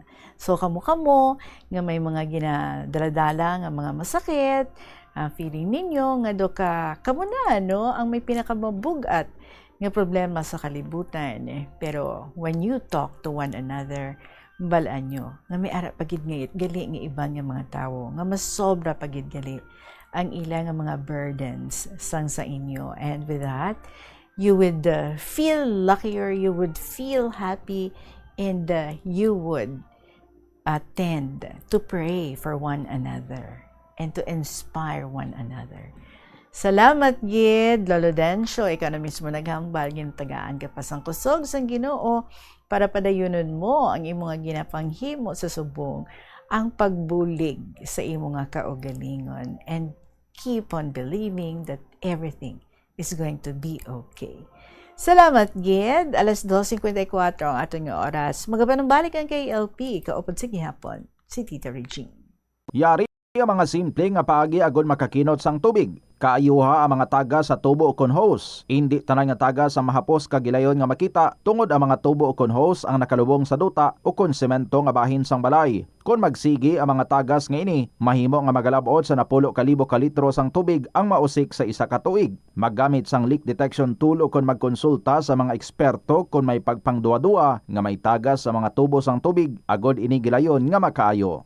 Sa eskwelahan, ang pag-practice ang good manners and right conduct ang makabulig sa paghimo sang positive, respectful environment para sa pagtuon. Nagapakita ini sang pagtahod hindi lang sa mga manunudlo kundi mangin sa imo mga classmate kag sa school community. Mag-abot sa eskwelahan on time. Ang pag-abot sang late sa klase kag sa aktibidad ang nagapakita sang kakulang sang respeto sa oras sang iban. Magpamati sa imo maestra o kun maestro samtang nagadiscuss ang lesson kag sundon sang maayo kun may Isunod ta, bisan short lang ang part sang sulat ni Lola Amparing. Dear Tita Regine,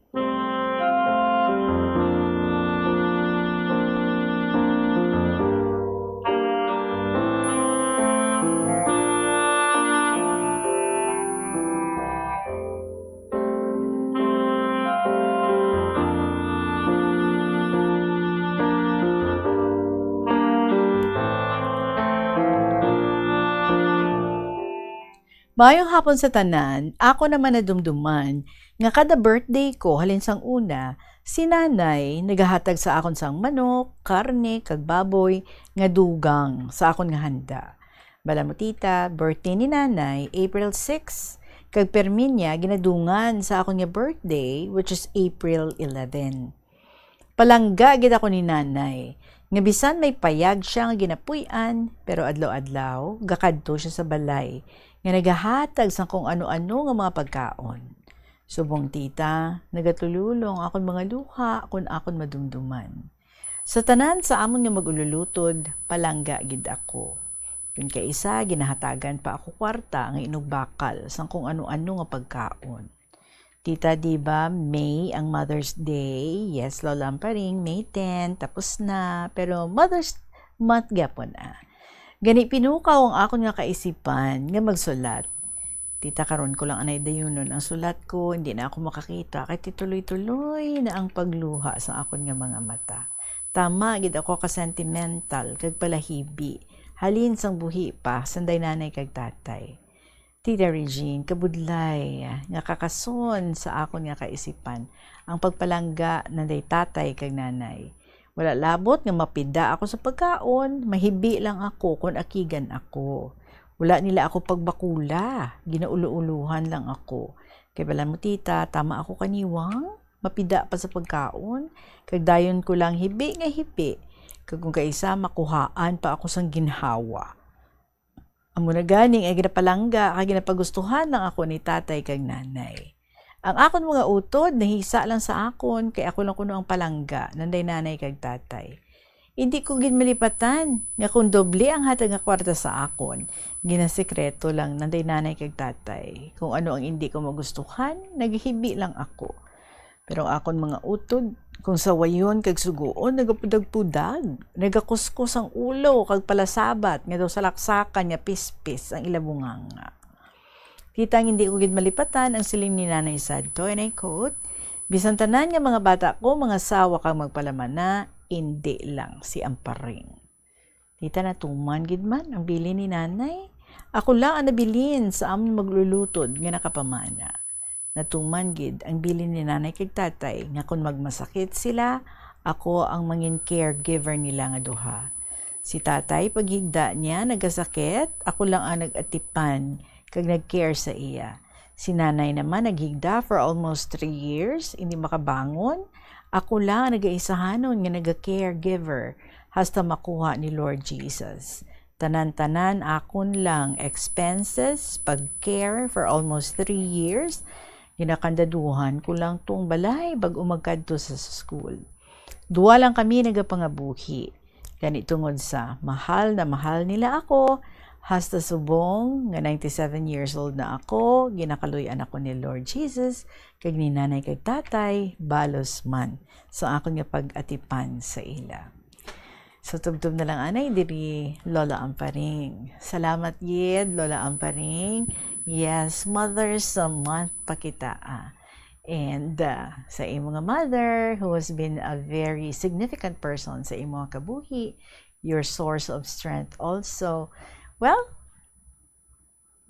the gift of longevity ang ginhatag ni Lord, kabay nga ti, gina-enjoy mo gid ina. Kag of course, gina-enjoy mo kay ti sharp pa ang imo nga mind. Wala kayo nagka-Alzheimer's, hindi ka nangin ulyanin, kung ikaw pa ang maghambal. So, treasure ang ina nga gift, Lola Amparing, and continue to enjoy life and put meaning sa imo nga kabuhi. Padayon lang kita. Salamat, kid. To those who may arap man ng mga istorya nga luyag man nga ipalabot din sa kahapon lamang program, pwede gid nga maka-email sa bombo_iloilo@bomboradio.info or sulaton ang mga istorya and ipadala sa kahapon lamang program DYFM Bombo Radio Iloilo, Sky City Tower, Mapa Street, Iloilo City. Magasunod na mga dramas every afternoon, Tuyang Ermitanya, Provincial Jail, kag ang Dear Diary. Maraming salamat sa inyo. I'll be seeing you again tomorrow. Sa gihapon, ininyo nga alagad, si Tita Regine para sa kahapon lamang program. Good afternoon and God bless.